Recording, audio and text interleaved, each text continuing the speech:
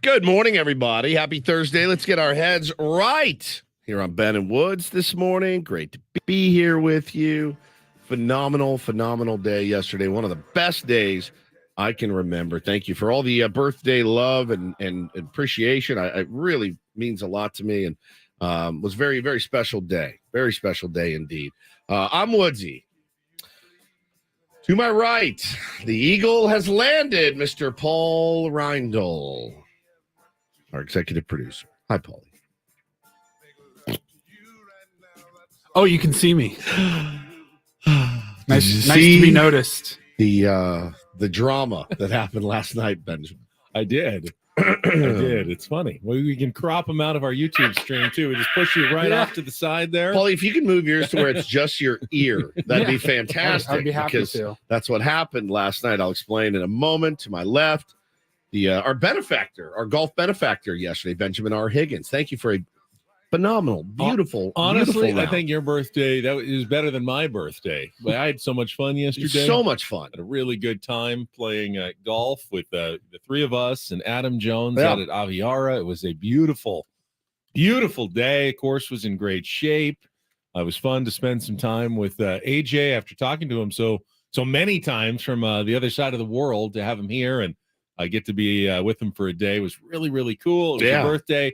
Paul, you said the Eagle has landed. If anyone knows Aviara, the 8th hole, par 5, downhill. Paul hits probably one of his best drives of the day. Right down the middle. He's got 236. I did the math. Yeah. It was a 285-foot drive. Yard. Yard. Yeah, because you would not want to drive it No, 200. no, You had one of those. I've too. probably had a few of those. 285 yards left me with 235. Yeah. Over the lake onto the green. Yeah, over the water. I go, is he going for Slightly downhill lie. I had an 8-iron in my hand. We were right around the same place after our drives. Ben and I were teammates, and both of our drives were in similar spots. And Ben goes, he was a little behind me. He goes, I'm going to lay up. Play it safe. He laid up. Shocker. He laid up, but he was safe. He's in the fairway. Of course, he's always safe. So I go, all That's right. why he shot an 82. But he went first, and I go, all right, well, that means he's like, I think you should go for it. Right. I'm going for I'm it. the David Sims of the pairing. He's the Roy McAvoy here. David Sim. I'll take 18 of them. Paulie sticks this ball, hits it, goes on the green. None of us can see it. Adam Jones is like, damn! I knew it got on the green. That's all I knew. I thought it might have even rolled off. It's still rolling. I'm like, rolling out, back? What is it? He's like, it's still rolling. Yo, it's still rolling. To get up there, he's 3 feet. He's 3 feet for essentially a tap-in eagle. So I was also the Rene Russo character because I was telling him, go for it, Roy. Yeah, go for it, Roy. Yeah, 100%. Paulie gets up. I get the camera out. I start rolling, and I'm like, the best part of the camera is Ben in the background with his hands over his eyes. It's so good. I couldn't bear if you missed an essential tap in for Eagle. I couldn't bear seeing He it. drains it, gets an eagle. It was awesome. Golf's a weird sport because, like, I'm playing against Paulie, but I really wanted him to make that eagle. But, like, later in the round, if you've got a 6-foot putt for a par to tie us, I'm like, miss it. We were doing But an eagle, I'm like, yeah. We were playing a points-based game. Right. You and Adam Jones against me and Ben. You guys were up 6 points at that time. That eagle put us up by 1, and we never really. What did we end up losing? All of it. Paulie, did you have the It was finals? 30-16. Oh, yeah. 14. So we owe you guys $7 each. Yeah. Is that how that works? Yeah. Cough it up. Well, I will. It was such a fun day. So then I get home and I walk in the door and no one's home yet. Hannah went to get the kids and asked me what I wanted for dinner. And I said, I want In-N-Out. And so she stopped by In-N-Out and it was fantastic, brought it home. But the kids just jumped into my arms. Daddy, happy birthday. I was like, woo-hoo. It was amazing. And then, I was watching the game. We'll get to the game, of course. It was awesome. And I just did a little Instagram post for my wife and kids. And then I put a picture of all 4 of us playing golf. And I said, I blew out the candles. I got everything I wished for today. It was awesome. Thank you guys for the love. And then I see the comments start rolling in. Everything you wished for. Where's Paulie? Including no Paulie. Yeah, including no Paulie. Where's Paulie? Why did you crop out Paulie? Where's Paulie? And I'm like, what are you idiots talking about?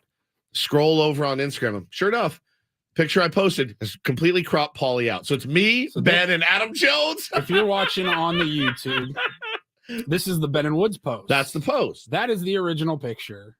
taken horizontal. Yeah, just the four of us. I look like a whale. Well, you're closest to the camera. Somebody, you guys cannot let me be the selfie taker. Good God. You guys all look fantastic. Then let's go over to Stephen Woods' post. Go to my post. There's his beautiful wife and children. Yep. Just so appreciative for all the things in his life. Sweet Bo. Sweet Bo and Taylor. Oh. And then there's the cropped out. I see an ear. There's an ear. There's an Yep, ear there's on an the ear and corner. a side of a hat. Yeah, so. you left me just enough in there for everybody. Like Everyone it to was know. like you intentionally crop like, Paulie out. I want everyone to know I'm cropping. Man, I didn't do it on purpose. Apparently, that's something that with Instagram they have not figured out to resize automatically all the pictures. So I didn't even think twice about it. Pick the picture I wanted. Like the fourth one. Had you made the first picture in your, I had to. Probably had to walk me through it again this morning. At about 5:30 this morning, I had to pull up I had to pull up photos, start an Instagram do post, a mock post, literally show him. So if you start with a photo that's horizontal and then add more, I had no idea. They'll all be horizontal. I told Shelly, and she goes, "Oh yeah, that's happened to me before too." I had no idea. First one vertical, and then you have a horizontal picture. It doesn't turn out when you do a sequence. So to make it right, on my Instagram story, I celebrated Paul's eagle and the video of Paul's eagle, which was awesome. It was just a great day, man. I was blown away. I was blown away. Thank you too, of course, for just who you are and what we get to do, and obviously all the tier ones that reached out and said nice things. That was incredible. So thank you. Thanks to my wife, made it so special, and my beautiful kids, my family. It was amazing. It was a perfect day. The only problem was after having so much fun yesterday, I got up this morning briefly thinking it was Saturday and I could go back to sleep. And then I realized, no, it's only Friday. Then I realized. No. I was like, no. No, wait, it's still just Thursday. The only good news is we do have a short show today. We do have a short show today. We are out of here at 9:07 a.m. for Sam Levitt. And some early Padres baseball as they're going to go for a sweep of the Toronto Blue Jays with Blake Snell on the mound after yesterday's 2-0 victory. Yu Darvish fueled 2-0 victory over the Blue Jays at Rogers Center. And we will talk about that game, obviously, coming up more this morning. But overall, just a well-pitched, efficient performance. Not a lot of offense on either side for sure, but just enough from your San Diego Padres and one Manny Machado to get the job done yesterday. Well, for the birthday boy who wanted nothing more than a Padres win, how great was that? You get the win and your favorite baseball player knocks in the 2 runs to get the job done. It was a perfect birthday dub for me. I was so excited that they got that done. It was a quick game, efficient, like you said. Things moved really, really well. Obviously danced out of a little trouble there, but it was something to see. Now I'm going to ask you this, Benny, because I'm very impressed with your streak that you're on this week. Ben Stradamus over here. 2 for 2 so far this week, calling these Toronto Blue Jays games. If you guys do remember, if you listened to the show a couple days ago, Ben said before game 1, here's what I want tonight. I want no runs from this bullpen. Okay? They go out. 2 pitchers come in, get the job done, no runs from the bullpen. Again, got a little dicey there for a moment in the 7th, but Cosgrove got out of it. No runs from the bullpen. Check. Yesterday, you say to us, you know what I'd like to see from the San Diego Padres tonight? I'd like to see a close win. I'd like to see a well-pitched game and a close victory to pull one out. That's what I want to see. A close game win. 2 for 2. So you can answer now or you can wait until we come back and give everybody stay hot. Like you're on a heater right now. Stay hot. Keep the dice in your hand. All right, I'm going to wait because here's why I'm not ready. I am of 2 minds still of where I'm kind of going for today's game. Got 2 different thoughts on the matchup and how it can play out. And I'm going to wait until inspiration hits. Okay. Until I'm tapped on the shoulder by whatever spirit fills me up with my predictions this week. And when it happens, I will absolutely let everybody know what will in fact happen in today's Padres game. No, I agree. I think that that's the proper course of action. I know how I feel about tonight's game, this morning's game. I know exactly how I feel it should go. But I think that this win, the two wins, great. We're no longer, I think, in a position to be like, hey, it's cool. We won the series. It's all good. I think tomorrow, if they lost, I'll come in here and be pretty pissed. You've got them on the ropes. Don't let them back in it, man. Do not let this team back in it. You've got probably the guy that you've definitely handled him before in Chris Bassett, and you have your best pitcher on the mound. Sorry, man. No moral victories today for a hard fought loss for your San Diego Padres. They're not in a position right now where they can be coughing up really any games at all. And I know that that's unrealistic to expect them to go, 66-0 to finish the season. That's not going to happen.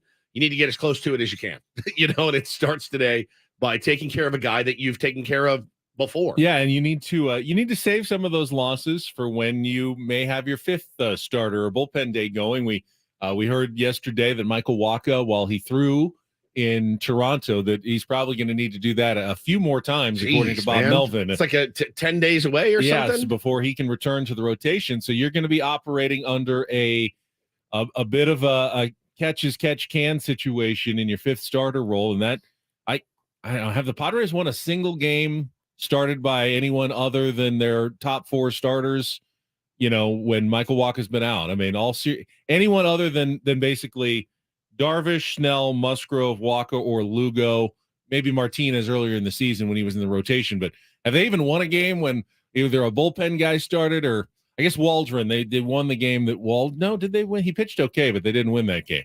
I'll have to look back and see. There was a record that was up, and I want to say it was like 1-7. So there was somebody, I just can't remember which one. Someone won one, but the ERA was around 7. Yeah, it's been rough pretty much all season long. So you can't count on a bunch of wins, and you need to get him back at some point. So we'll talk about it. It is Thursday. Eno Saris is scheduled to join us. Paulie let us know that so far Eno's been a little incommunicado, but we trust that at some point between now and 8:35, when he's there every Thursday, scheduled to join us, that he'll be ready. So we expect to have a smart baseball segment with Eno Saris at 8:35, and that'll be our last segment going into Padres pregame today. All guests on Ben Woods appear on the Premier Chevrolet of Carlsbad fan hotline. Save money the right way with Premier Chevrolet of Carlsbad. Visit them today in the Carlsbad Auto Mall. Chevrolet, find new roads. I can tell you, we've got our Daily Ditty when we come back. Theme of Bands of Canada continuing this week. We also have a ticket giveaway. I think I can say that we have never given away tickets to this particular event/competition before. Okay. I'll just leave it at that. All right. And we'll let you know what's coming up Great when tease. we return with Ben and Woods. Glad to have you with us on a post-Woodsy birthday Thursday on San Diego's #1 sports station. Let's check Kelly and traffic here on 97.3 The Fan.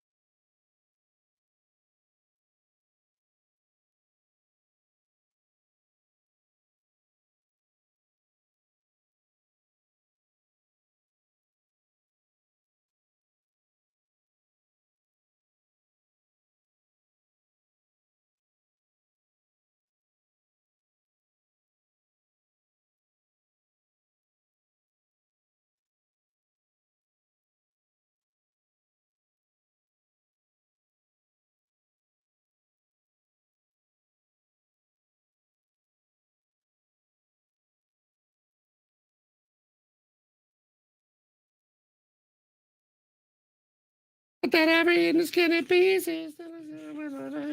My baby. This is radio safe, right, Paulie? Yes. I hope not. Let's live dangerously. Well, our Spotify playlist for the Daily Ditty that you can go and subscribe. It's this will be the explicit version on there. Yes. The way it's supposed to be. But this is The Weeknd. A little bit of a throwback for him. Starboy. So good. I love The Weeknd. I do too. So good. I have to say, I do enjoy The Weeknd, It's and not fantastic. just Ladies and The gentlemen, Weeknd. The Weeknd. He is so damn talented. Very talented. Very talented. I had no idea he was Canadian. Not that there's anything wrong with being Canadian, just so you know. You don't have to even say that, you know. Go ahead. I just didn't know. From Canada. Huh. Interesting. I didn't know Loverboy was from Canada yesterday. They look just like the rest of us. They weird. can infiltrate Yeah, they very can. easily. Yeah, they can. And you don't know they're Canadian That's until true. boom, you get your first a boot. And they then say, you're hey, like, sorry. Oh man, Yeah, you're right. you have just fooled me, and now I know you're Canadian. Right again, my friend. Right again.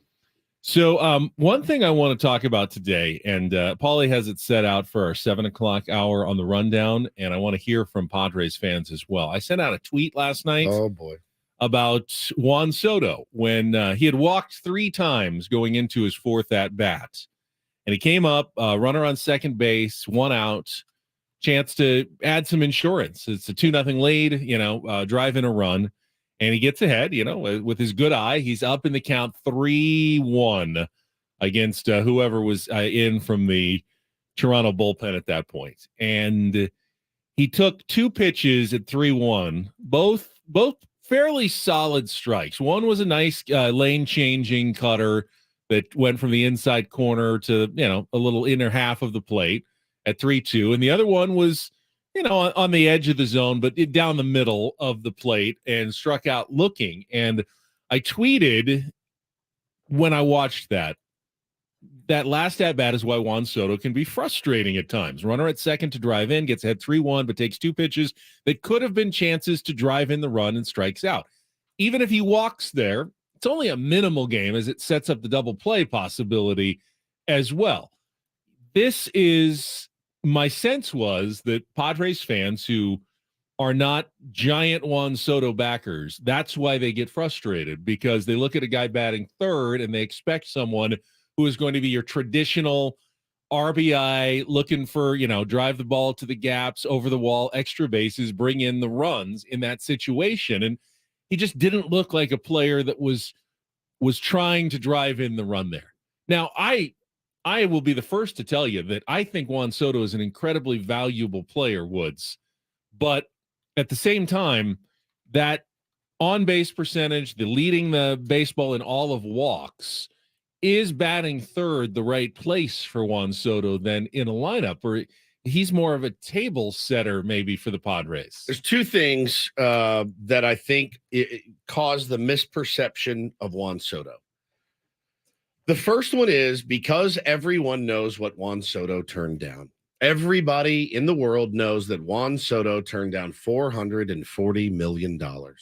And every single Padre fan that hates Juan Soto, they always couch their statement with, there's no way I'm giving that dude $440 million. There's no way he's worth $440 million. And you know what? You might be right. You might be right. But if you didn't know that, Ben, if he was, what's he making this year? What's his I salary? think 22. 22? Yeah. Okay.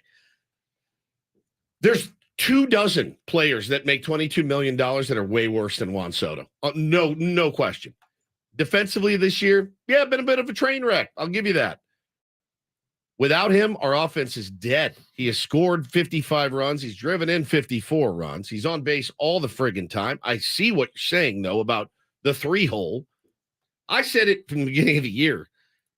Put the dude if he's going to go up there and work 9-pitch walks, put him in leadoff. Now, we talked to Adam Jones about it, 2 months ago. He goes, that's a great idea. Until you realize that he's a vending machine on the base paths. And I said, yeah. So, you got to have somebody that can run the bases.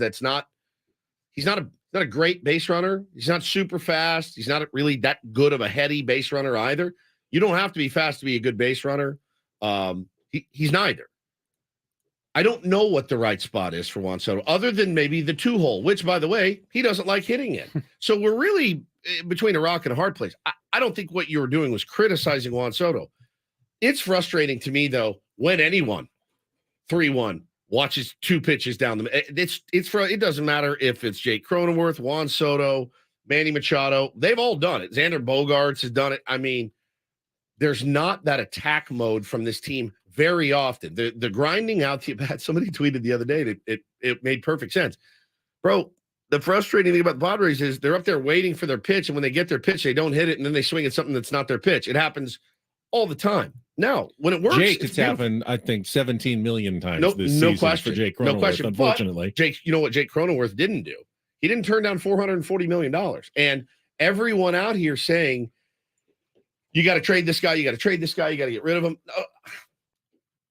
I mean, honestly, like, we'd be dead in the water without him. His average with runners in scoring position this year is good. He's having a really, really good, nice season. In fact, you look at the numbers, you can argue he may be the best, most productive Padres player in those situations this season. Yeah, I think he and Tatis have had. Tatis has the highest average, I think, but Juan's driven him a lot of runs. Yes. And, he's still got his power. He hits his extra base hits. Why? And I'm not you. I'm the same way. He frustrates the hell out of me sometimes. We are very quick to forget that just the night before, he drove in 3 runs, hit a home run, hit a double, 6-7 total bases the night before. It scored 3 runs that night as well. Like, we don't, it's just one of those things where it's like, and he walked as well. So it just, his lack of aggression sometimes makes it a frustrating watch. I don't think there's anything wrong with saying that. Yeah, I think without a doubt, Juan Soto is a great player, but he does not fit in any neat box. No. As to, what he should be as a Major League Baseball player. He's not a prototypical leadoff hitter. Nope. As you said, maybe a number 2 hitter is probably what he most resembles, like a really solid, productive number 2 guy, but he doesn't like hitting there. Right. 3s, he doesn't look like the 3 hitter. Definitely not a cleanup guy. That's not what he is. He's too good to be hitting any lower in the order than that. So nothing really completely fits for Juan Soto, and he always looks a little bit out of place wherever the Padres end up putting him in the lineup. Yeah, I agree. And again, the Ted Williams comp kills him as well. Mark DeRosa calling him the next Ted Williams. That's what everyone expects to see. And, if you look at Juan Soto for what he's good at, getting on base, he's elite. He's elite. He gets on base. And he scored 55 runs. He's driven in 54.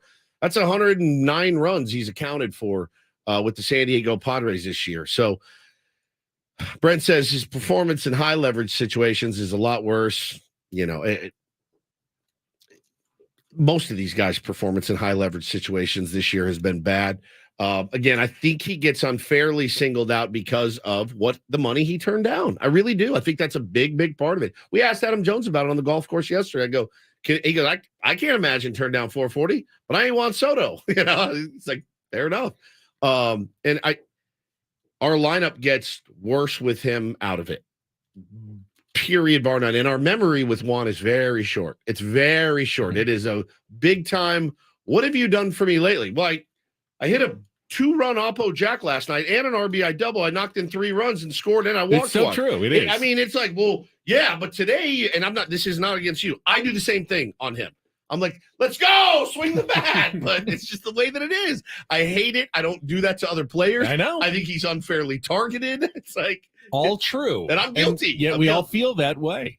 All right, we will talk more about that and take your phone calls coming up. We do have our Padres recap just ahead. It was a win yesterday, so let's not harp too much on the negative as they beat the Toronto Blue Jays. Right now, though, a chance, if you're interested in maybe checking out something a little bit different, we're giving away a 4-pack of tickets to the SD Growlers final game of the regular season this Saturday at Mission Bay High School. What are the Growlers? Pray tell. What are the Growlers? It's professional ultimate Frisbee here in San Diego. Guys are actually really talented what they can do with these discs as they're playing this game. If you haven't checked it out, this is your opportunity to do so by winning a 4-pack of tickets right now. You can go to sdgrowlerstore.com to buy your own or win them by being the third caller at 833-288-0973. 833-288-0973. Call now. I'll win a 4-pack of tickets to the SD Growlers Ultimate Frisbee game this weekend at Mission Bay High School. And we'll be back with our Padres recap, our wrap-up of a 2-0 win over the Toronto Blue Jays next year with Ben and Woods on San Diego's #1 sports station, 97.3 The Fan.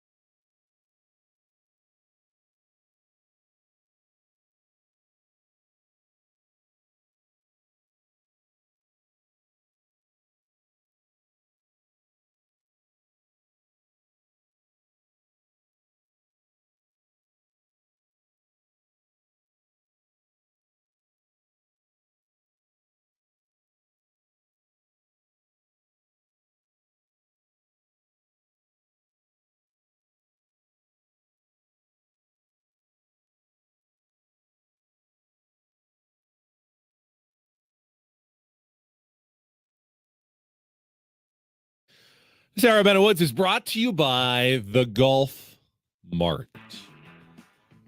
Probably need a trip there after the number of golf balls that we lost yesterday at Aviara in our foursome. Peppered that course with I'd say about a dozen. Yeah, about a dozen balls. If you want to go, Fun day out. You want to go a real hard target search out there, you can definitely load up on fairly new Titleists and Callaways and whatever we were playing out there. We were left with by the end of our round. Sitting for the picking. They're somewhere in the bushes on the side of the holes out One there. might be in a couple might be in some yards. Yep. A couple at the bottom of the lake. Yes, indeed. Yes, There's some of those picturesque waterfalls that they have on that course. Yes, indeed. I think we all dropped a few. I didn't hit any water. We just got an interesting You didn't tweet. hit any water? I did not hit water. Seehoff says there are 22 two-way players that make more per year than Juan Soto. Only a handful are worse than Juan Soto. Chris Bryant, Miggy Cabrera, Anthony Rendon, Giancarlo Stanton. He says all four are better defensively. I don't know that I can agree with you that Miggy Cabrera and Giancarlo Stanton are better at defense than Juan Soto is. I also, if you look at the highest paid players per year, Aaron Judge, who hasn't played in 2 months, Mike Trout is hurt. Corey Seager, yeah, he's better. Nolan Arenado, not having the best season of his career. I think he's come on lately. Francisco Lindor, I'll take Juan Soto. Carlos Correa, I'll take Juan Soto. Miggy Cabrera, I'll take Juan Soto. Giancarlo Stanton, I'll take Juan Soto. So I don't know that tweet is entirely accurate. Jose Altuve, I don't think he's having a great year. I'll take Juan Soto. Bryce Harper, having a good year. He was hurt a lot. Trey Turner, not having a good year. I'll take Juan Soto. Freddie Freeman, very, very good. Christian Yelich, I'll probably take Juan Soto. He's 24 years old. So I don't know how accurate that tweet is, man. I see what you're trying to say, but Juan Soto's a very good baseball player. He's a very good baseball player. Sometimes he doesn't look as aggressive as he needs to look when there's a runner in scoring position. I think that was the basic gist of your tweet. But again, I think, without him, our lineup is dead. Done. I mean, the runs he's accounted for while either driving them in or scoring because he's on base all the time, it's immeasurable. But let me make this point because we're about to get to our Padres wrap up.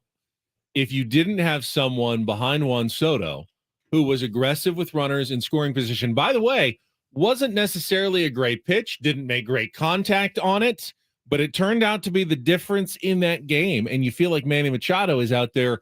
He's hunting chances to give his team a lead, chances to drive in runs when he's up there. It feels different from Juan Soto. And it's not a crime to be a different ball player for Juan Soto. It's definitely not. Machado. And I think the knock on Juan Soto, and not even the knock, the point you made earlier is just where do you play him? Where do you hit him? Where do you hit him in the lineup? Where is the optimal position for him to hit? Again, I do feel in my gut that it's probably the 2, and he's hit in the 2, and he's had great success in the 2 this year. He was in the 2-hole when he ripped off like 8 base hits in a row. Yeah, he was, and he's done a fine job everywhere he's hit. I think I don't want to get down on Juan Soto. I don't want to get down on the guy that's essentially leading the majority of offensive categories for the San Diego Padres, while I can also agree with you that sometimes he's more passive than I would like. Yeah, I'm not trying to run him out of town on a rail here. That's not my point. But my dad brought it up a few weeks ago, just not a huge fan. And I started watching a little closer and seeing how Padres fans were reacting when I sent that tweet yesterday. He's polarizing. And I am looking at now, I'm scrolling pages and pages of comments where Padres fans are kind of nodding and go, yeah, it's frustrating to me to watch him. It's hard to invest $500 million in a guy that a good percentage of your fan base doesn't have a great feeling about, even though the numbers will tell you absolutely Juan Soto is a great baseball player. Is he the kind of player that you want anchoring your team for a decade plus at that kind of money? I just don't know. And if you're not sure about it, then you have to be thinking about trading him before he hits free agency, and you're not willing to invest that kind of money into Juan Soto into the future. We'll discuss this more, obviously, coming up. Got our Padres wrap-up, though, standing by. We'll get to the highlights. Bob Scanlon and Tony Gwynn Jr. with the call right after this check of traffic on 97.3 The Fan. From the premier Kia of Carlsbad Traffic Center, part of the Premier Auto Family, here's Kelly Tannick. Traffic is sponsored by Viejas Casino and Resort. Well, not too bad of a ride on our roads at this time, guys. We do have reports of a stalled vehicle on the westbound King Freeway, right around 30th Street. Looks like that is in the slow lane. Also, a little thing called Comic-Con in town today and on through the weekend. So you're going to find Harbor Drive closed in front of the Convention Center between First Avenue and Park Boulevard. So do keep that in mind if you normally travel that route. Traffic in San Diego may be stressful, so let Viejas Casino and Resort alleviate your anxiety. Take a dip in alluring relaxation. Rejuvenate in Willow Spa or win that life-changing jackpot. Your unmatched staycation experience is just 25 minutes from downtown. Viejas Casino and Resort. I'm Kelly Danik, Bentonwood, San Diego's #1 sports station, 97.3 The Fan. I love winning, man. I love winning. You hear what I'm saying? It's like better than losing. Just when I thought I was out, they pulled me back in. Miss any of yesterday's Padres game? Did you catch a game last night? Well, we've got you covered. Thank you. It's the Padres Wrap-Up with Ben and Woods. Go! It's our house right here, baby. Presented by Hamul Casino. With thrilling slots and tables and all the best rewards, Hamul Casino has all the fun you're looking for. Hamul Casino, fun above all else. On 97.3 The Fan. That is the ball game, and that is a winner. This about damn time. The 1-1. Fly ball to center field, and it's going to land in for a base hit. A broken bat single. Grisham is going to score. Hassan Kim is going to score as the throw comes in. It is a 2-out, 2-run single by Manny Machado, and the Friars have a 2-0 lead. 2-2 pitch to Dalton Varsho. Swung on a missed. Strike 3. Got him. On the off speed. Sweeper. 7 strikeouts on the evening for you, Darvish. He records the 1-2-3 inning. Martinez's 1-2 pitch. Swing and a miss. Got him. And Merrifield slams his bat down. Nick Martinez works out of the jam after giving up back-to-back singles to lead off the inning. Padres 1 strike away from locking down this 2-0 victory. The pitch swung on a miss. Strike 3. Got him. Josh Hader comes in and slams the door. Punches out George Springer, and the Padres win 2-0. And Manny's on fire right now. And not only that, big hits too. So, all it took was one today with the pitching. So, he's been doing it for a period of time now. I mean, he's got 54 RBIs. It felt like he had maybe 35 2 weeks ago. And so, he has the ability to carry a team. And here recently he's been doing that.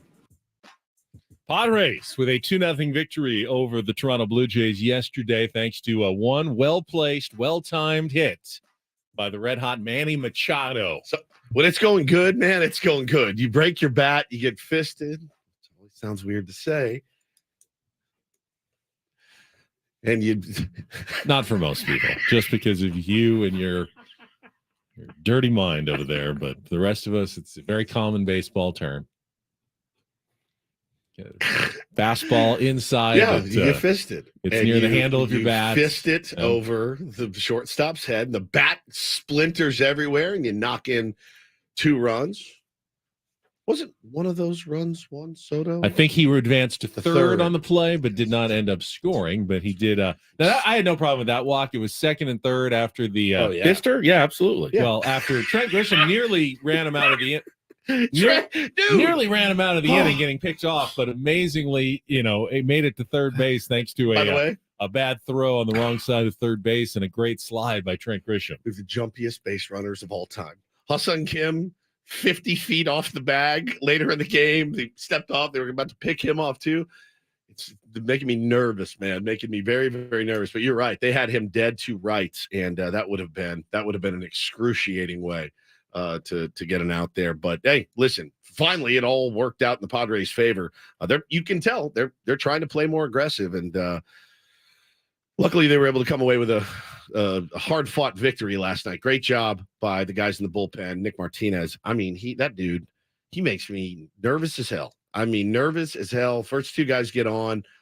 Decent pitch to Bichette. Was way out in front, but he's a really good hitter.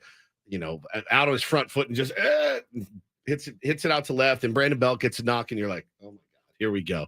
And to his credit, man, made some really, really good pitches. Great relievers aren't going to get 1, 2, 3 innings every time. Correct. The mark of a great reliever, though, yeah, you're going to have those, but you also have to be able to work out of some jams. And yeah, it's not like Nick Martinez gave up 2 scorchers, but he had 2 on, nobody out, and found a way to make his pitches and get out of that inning. And after 17 straight games in which the Padres bullpen allowed at least 1 run, and at least 2 in 14 of those, that is now 2 straight games that we've seen scoreless work from the Padres bullpen. 3 solid innings, getting the job done in relief of Yu Darvish, who now has 2 really good starts coming out of the All-Star break. That would be a huge lift for the San Diego Padres. If Yu Darvish can have, an all-star Yu Darvish type second half of the season after having a bit of a less than not a terrible first half, but not a quite, what we've come to expect from Yu Darvish first half of the season. And Blake Snell keeps it going and Joe Musgrove keeps it going. Padres will have a very formidable top 3 in their rotation, the kind that no team will look forward to seeing in a 3-game series. So, yeah, I mean, a lot of good things. Yesterday's game, honestly, there's not a ton to talk about, which is how a lot of baseball games should actually be. And it never seems to be the case with the Padres. We have wished for some games like that this season. It's great for us. I mean, we have games that we could probably talk for 8 hours about in this Padres season. But if every game is like that, kind of know something's been going wrong, because there should be a good percentage, a handful of games, maybe 30, 40% that, hey, you know what? Nothing big happened. Your team played solid. You got good pitching. There was no, giant mistakes to talk about. There wasn't a ton of this, wasn't a ton of that. There absolutely could have been. You know what I mean? You just mentioned a couple of them. If Hassan Kim gets picked off or Trent Grisham gets picked off, yes, that is fodder for us. But really, danced around those kind of potential mistakes, and again, the bullpen danced around their potential mistakes and got out of it and won a close game, which is exactly what you said you wanted. You nailed that one again, and that made me very happy last night to see them win a game in that fashion. It really did. Yeah, confidence is building a little bit. But the very few number of close games the Padres have won this year have, for the most part, have felt like hold your breath, hair on fire. What's about to drop the other shoe. Even in the when it's 9-1, honestly, those games have gotten too close. Yesterday's game didn't really feel like that. I wasn't always waiting for the bad thing about to happen. Even when Nick Martinez put a couple of runners on, I stayed fairly calm and just kind of let it unfold as the baseball game should. And I almost felt like, oh, this is like I used to watch baseball games before the last couple of years when everything felt so just the end of the world, is about to happen for the San Diego Padres. And I actually enjoyed last night's game quite a bit. And, when it finished it out, it was a 2-0 win. And now a chance to go for a series sweep this morning against the Blue Jays. Very nice. Well, and you'll remember the last time the Padres faced Chris Bassett. Yeah. The playoffs against the Mets, and absolutely torched that young man. Would love to see that today. That's my key to victory today is go out and do exactly what you did to Chris Bassett the last time you saw him. Yeah, I looked it up, because I had the same recollection. I think it was 4 innings, 3 runs. That's fine. That's in the playoffs. I mean, yeah, it's torched, but they got to him for sure. They absolutely they got had to him. And he pitched twice against the Padres in the regular season. One time they lit him up early in the season, and then he had a decent outing against them as well. He's a good pitcher, but someone that the Padres have shown the ability to get to before. So I would like to see definitely would like to see some offense in this game. I mean, ideally, if I'm going with my what should happen and my gut prediction, Blake Snell continues to pitch the way he has. The Padres offense, which, for the most part has been very solid lately, gets to a guy they get to. There's no reason this shouldn't be a comfortable victory for the Padres to sweep the series today. I like their matchup, but I haven't looked at the odds, but my guess is the Padres will be favored in this game today, and they should take care of business and finish off the sweep, like a 7-1 type game, a 6-2 type game where you don't have a ton of drama. There's another part of me, though, that continues to just kind of creep up. Something I'm worried about in today's game. I don't even want to necessarily speak it into existence, but I think it's my job. You want me to talk about it? Yeah, turn off the mic.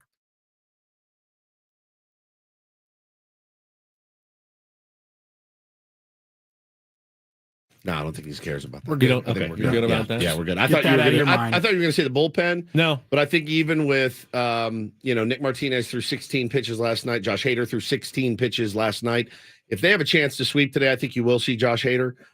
Tom Cosgrove is fresh and rested. Steven Wilson only threw 11 pitches last night. So bullpen really did a good job last night of not only getting the outs they needed, but doing it economically. So I would imagine it's all hands on deck today for the San Diego Padres. And again, go out and do what you can do against Chris Bassett. Knock that guy around, and you've shown the ability to get to their bullpen a little bit in this series as well. So really nothing is got me super nervous today. Want Blake to continue to roll like he has, and if he does, I feel like we're in really good shape for a sweep. I would love that. I would and too, then man. then We you need go to Detroit. Not going to be an easy series at the end of a 10-game road trip, but also not a team that is really, they're more than 10 games under 500. You should have the advantage there. And then you come home for a little revenge against the Pittsburgh Pirates, who have been in free fall mode.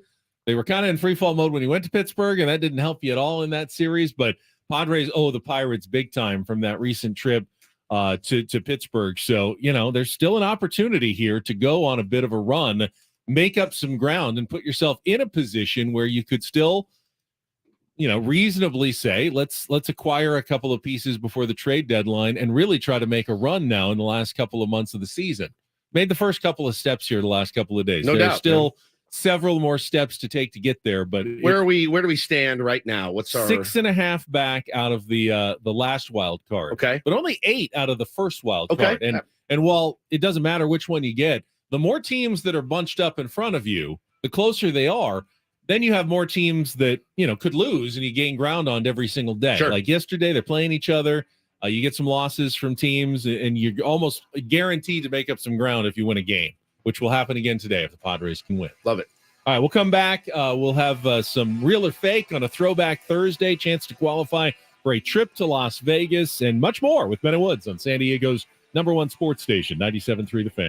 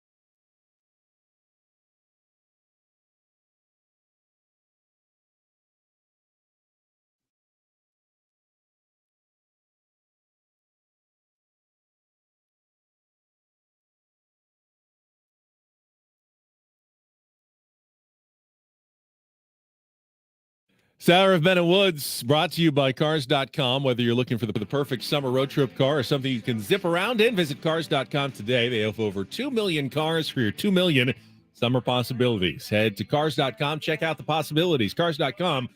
Where to next? At the risk of overloading you with good Padres news this morning, feels very weird, actually. There's a good chance that Robert Suarez is being activated as we speak to join that Padres bullpen. So you're just talking about the efficiency and how they should be fairly well set up for today. They may also be getting their primary setup man back for the first time all season after he was shut down in mid-March during spring training and has not pitched a single inning for the Padres this year.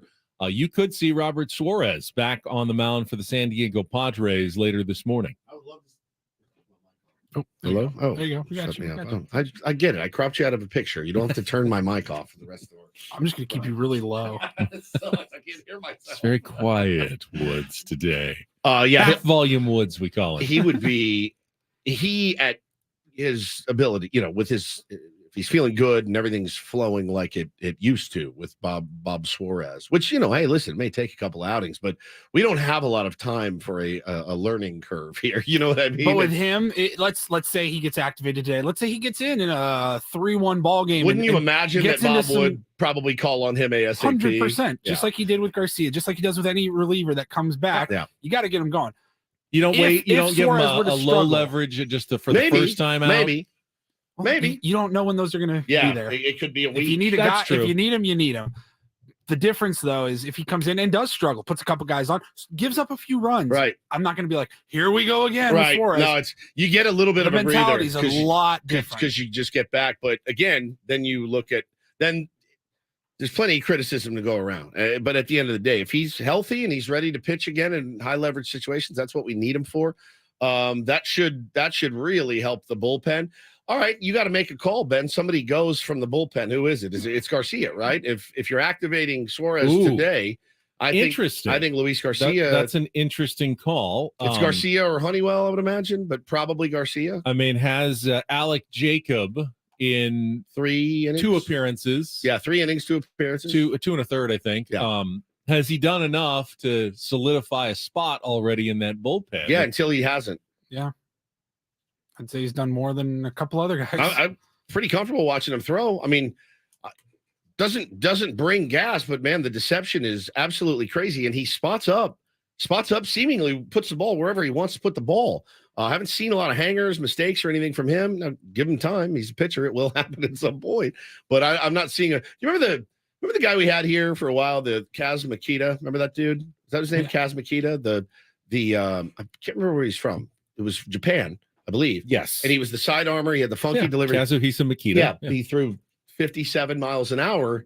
And after a while, they timed it up, and it was I don't know what But the Padres didn't have him. Yeah. Did they? Yeah. They had Akinori Otsuka. No, we had Kaz Makita too. He was also on the Padres? Yeah, and he was that one where you're like, ooh, this is gonna be fun. Like he throws that under hitting speed but man, after a while, it just starts to spin. So those kind of funky relievers, so far so good with Alec Jacob. He's been really effective, and it was really nice having him go those 2 innings the other night to cover in a game you knew you were, to get 6 outs to go. The more video that gets out on the big league level on those guys, the learning curve is pretty quick for Major League Baseball batters. It is, and it's why velocity remains kind of king right now. But I've seen from him enough to say, yeah, man, I don't know if I'm putting him in the 8th inning in a 1-run game, but he's certainly better than Luis Garcia. He throws strikes. For me, I'd rather have Luis Garcia, who I know has had success in the big leagues, remain working with Ruben Niebla and the major league staff, and I'd send Honeywell down.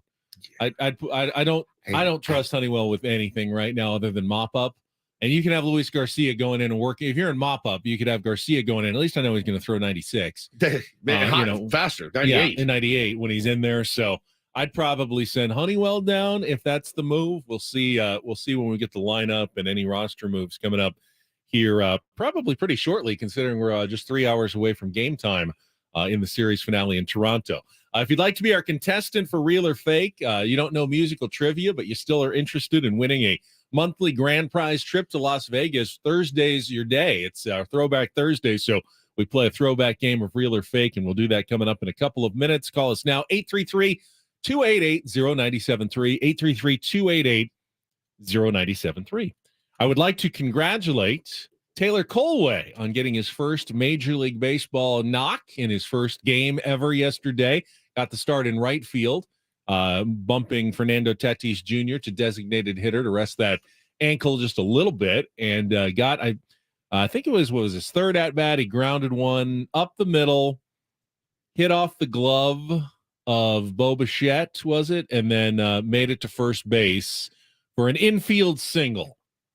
Not how I'd probably draw up my first major league hit, like wait for a scorer's ruling. I mean, it was definitely a hit, especially by the modern standards of what scoring looks like. It's a knock. But I'd probably want something a little more clean looking, if I'm going to complain. I'm not complaining about it. I'm just saying, if you're up there and you're soiling yourself in your first game, and the first guy, you just want to get it over. First guy K'd you up 95 down the middle. You were a little bit behind it. I think what did he do in second back? He ground out, made some contact. And that third one, you see it up the middle. You hit it hard. Put barrel on it. Merrifield bobbles it a little bit. You take that. We would all want the majestic soaring home run, walk-off grand slam for my first Major League Baseball. Well, you were in here a couple years ago saying, I do want the Padres to get a no-hitter. It needs to be against the Dodgers. It needs to be for a playoff spot.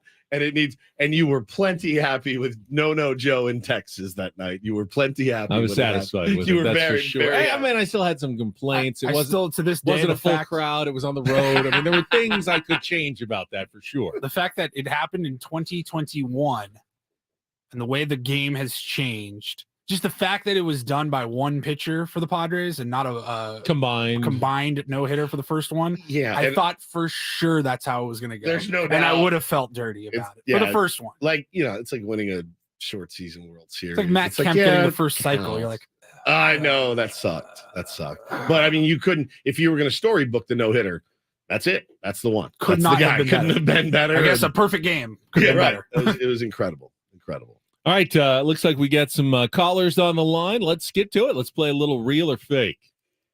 Some are here for the compelling sports talk with Ben and Woods. You can go plow through another donut. It's time for Real or Fake on 97.3 The Fan. Tell the people what they'll win today. Don't forget, first of all, on Thursdays, Real or Fake is brought to you by Home Turf. Save time and water with pet-friendly, always green grass, and get a free consultation by calling the team at Home Turf at 8884-SD-TURF or go to sdhometurf.com. Let me tell you about this show. I got a text from my man Eric that works at Home Turf. He said, happy birthday, buddy. That's nice. Isn't that nice? Yeah. It's customer service all the way. So that was a real birthday wish. That was a real birthday wish. Fake. He also, this morning at 6:49, texted Pfister. Barely know her. So there you go. Yeah. All right, let's welcome Dave to our hotline for contestants this morning. Hello, Dave.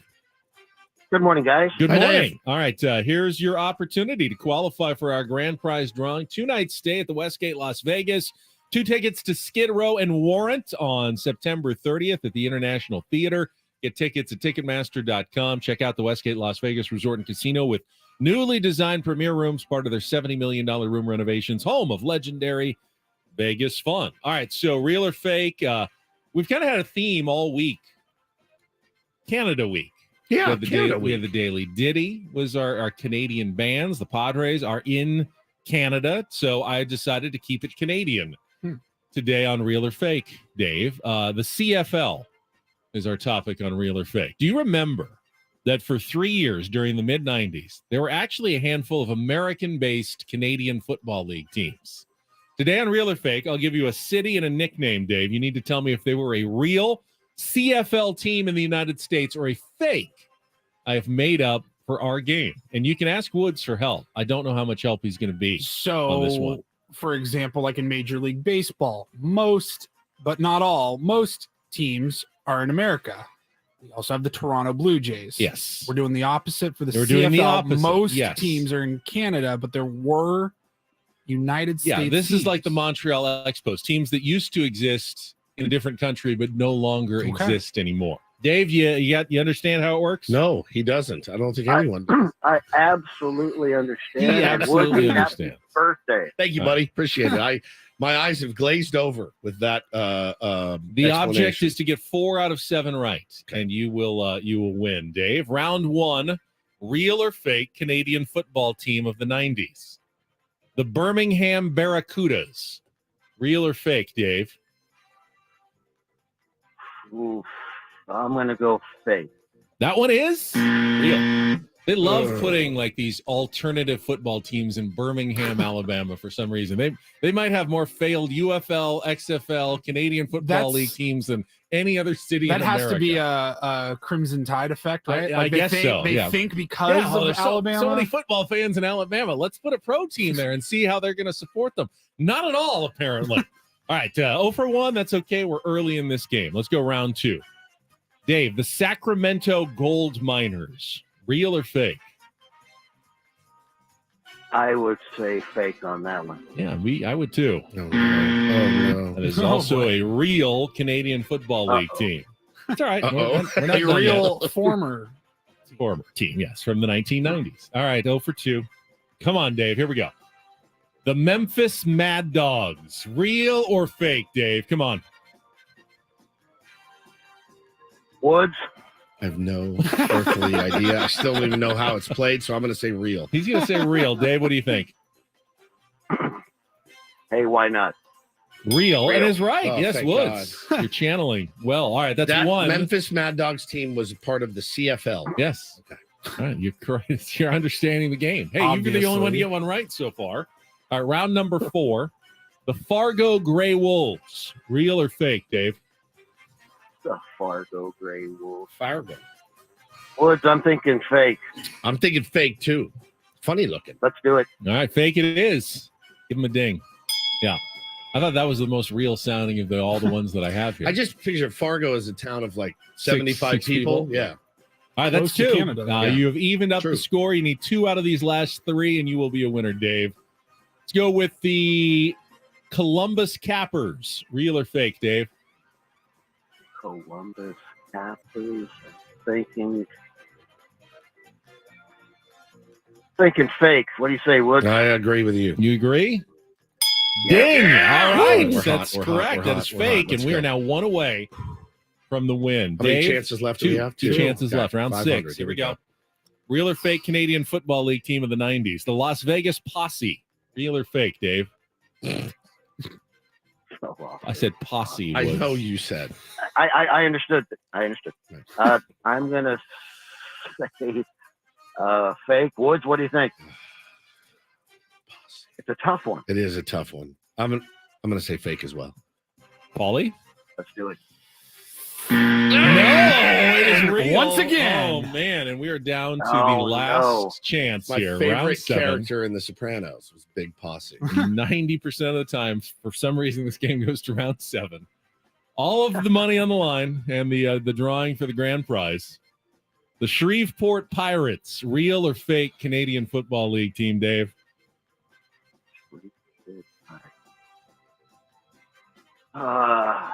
It sounds real. It does. What do you think, Woods? It does. All right, let's blow out this birthday cake. Let's go for Let's do it. I don't know what that means. What does it mean? Give me an answer. Dave, congratulations. Hang on the line. Paulie will get all your information. And real or fake?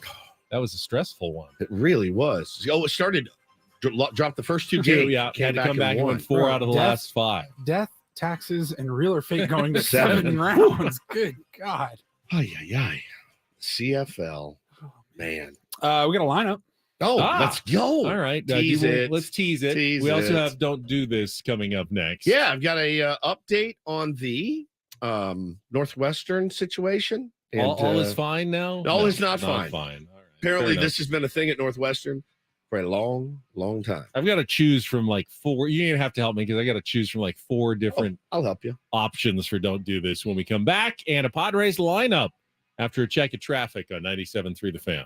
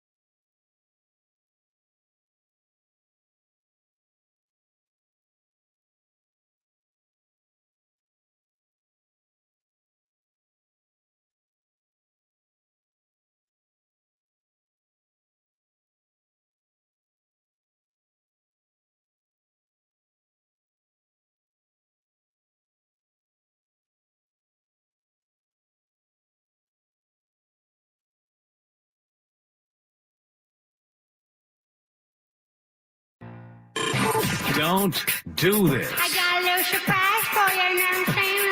Don't do this. Listen, if I've said something bad, I mean, tell me I'm a bad boy. Just tell me I'm a bad boy. Why? Just why? I get the argument. You don't have to explain it to me. I'm not a moron. Let me tell you why I am a dumbass. It's time for Don't Do This. Don't do this. On 97.3 The Fan. Before we get to Don't Do This, we do have a lineup in for the Padres game coming up at 10:07, 9:07 pregame show early here with Sammy Levitt. Little different looking in the series finale. Day game after the night game against the right-hander Chris Bassett of the Blue Jays. Ha-Seong Kim is not in the starting lineup today. Well, day off action? Gets a day off. Okay, coming off the bench, I'm sure. Fernando Tatis Jr. rises up to the leadoff slot in right field, back out in the field after he took a day off of his feet on that little twisted ankle that he's got. But he'll be back out there today. Juan Soto, after all our discussion, and we're going to bring back that conversation and let fans talk about Juan Soto in our next segment. He will bat second today and play left field. Manny Machado hitting third base. Andrew Bogarts cleaning up at shortstop. Jake Cronenworth slides over to second base today with Ha-Seong Kim not in the lineup. He'll bat fifth. Gary Sanchez returns to the catching position, batting sixth.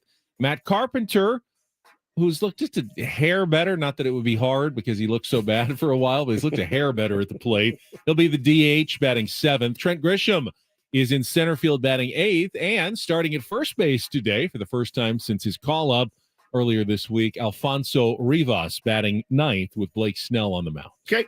You starting or am I starting? Why don't you start on this one and don't do this? So we all know the story of the Northwestern hazing situation cost Pat Fitzgerald his job, the head coach. Well, it's now come out. There's a long article in the Athletic about it. I'm not going to bore you with all of the details, but apparently this has been going on, Ben, at Northwestern for a long time. And now a lot of former players are starting to speak up. And it all went down to when Pat Fitzgerald was actually a player there. And I mean, I can give you some of the highlights or lowlights, as it were. They had a lot of naked linemen in there doing the cartwheels. They would also, the linemen would cover their bodies in soap, nude, and stand in a doorway to block the shower. And you'd have to run through them like a car wash, right? Like, hey, you want to get in the shower, we're blocking it, but we're all lubed up, so you'll slide right through. Just make sure you run right through the car wash. They also used to do this thing called the flying squirrel, which a naked player would pull apart. Never mind. Yeah, you're good. He would, it's on the, you're good. And that, you know what I'm saying? I don't actually, and don't really want to know. So thank you. I'll show you at the break. Please don't. What it is. Can we call HR in before the break, Polly? Can we get them here quickly? And essentially, this have an emergency response. These things have been going on there for a very, very long time. And it was basically, one guy summed it up very well. It's fat guys doing weirdo fat guy S. is what he said. Yuck. Sounds like a radio show. Sure does. This was just two of us now. This was Skinny weird. minis here. And I don't know who approved this or how it ended up on the scoreboard at Coors Field yesterday. Is this real? Is this real? I mean, it made the big lead too. We saw it going viral. I thought this has got to be fake. I thought it was when we saw it for the first somebody time. superimposed. Photoshop's got to be Photoshop, but apparently yesterday during the Rockies game against the Houston Astros, put up a message on the scoreboard. It was under game notes. Yes. This is not at all a game note, though. I mean, it's more like a game notes. Robert Suarez has been activated off from the IL. list. Correct. Sometimes Absolutely. What has he been or not yet? No, Okay, that's an example. that is again example of a game note. Sometimes you will see shout outs on the scoreboard, like, hey, happy 50th anniversary to Bob and Maria who are here. Happy 30th birthday to Happy Kimberly. 48th birthday to Woods. It's a dedication. That Happy could be, yes. graduation, Paul. We love you. Just as Mom an and aside, Dad. the Rockies are never wishing me a happy No, birthday. they're not. We know that. No. But this game note reads as follows. Using a stethoscope to listen to the heart, cardiologists can detect narrow valves, valve leakage, and or a normal rhythm. It's more of like a Grey's Anatomy medical reference note, but it continues. Don't bother asking him to check your heart, though, Becky. That crushed Titanic sub has more life inside it than the collapsed troll cave you call a chest cavity. That's the game note. So that is from a jilted man. It sounds like it. Becky, like he is saying, Becky, you are heartless, and this is how I'm putting it up on the scoreboard at Coors Field. Now, could this be like an employee of the Rockies who has done this? Because they're going to get fired if it was. I mean, you can't do that at a Major League Baseball game. Don't bother asking him to check your heart, though, Becky. That crushed Titanic sub By the way, has more life. Too soon to be making jokes like that on a scoreboard about a recent tragedy. So that's the game notes section. That comes from the PR staff. Somebody's got to input that. That is an employee. That's not the dedication, like birthday wishes, graduation, whatever. Because you can do... You can pay however much it costs to get your a shout out on That's there. not what That's this not is. what that is. That's incredible. That is absolutely incredible.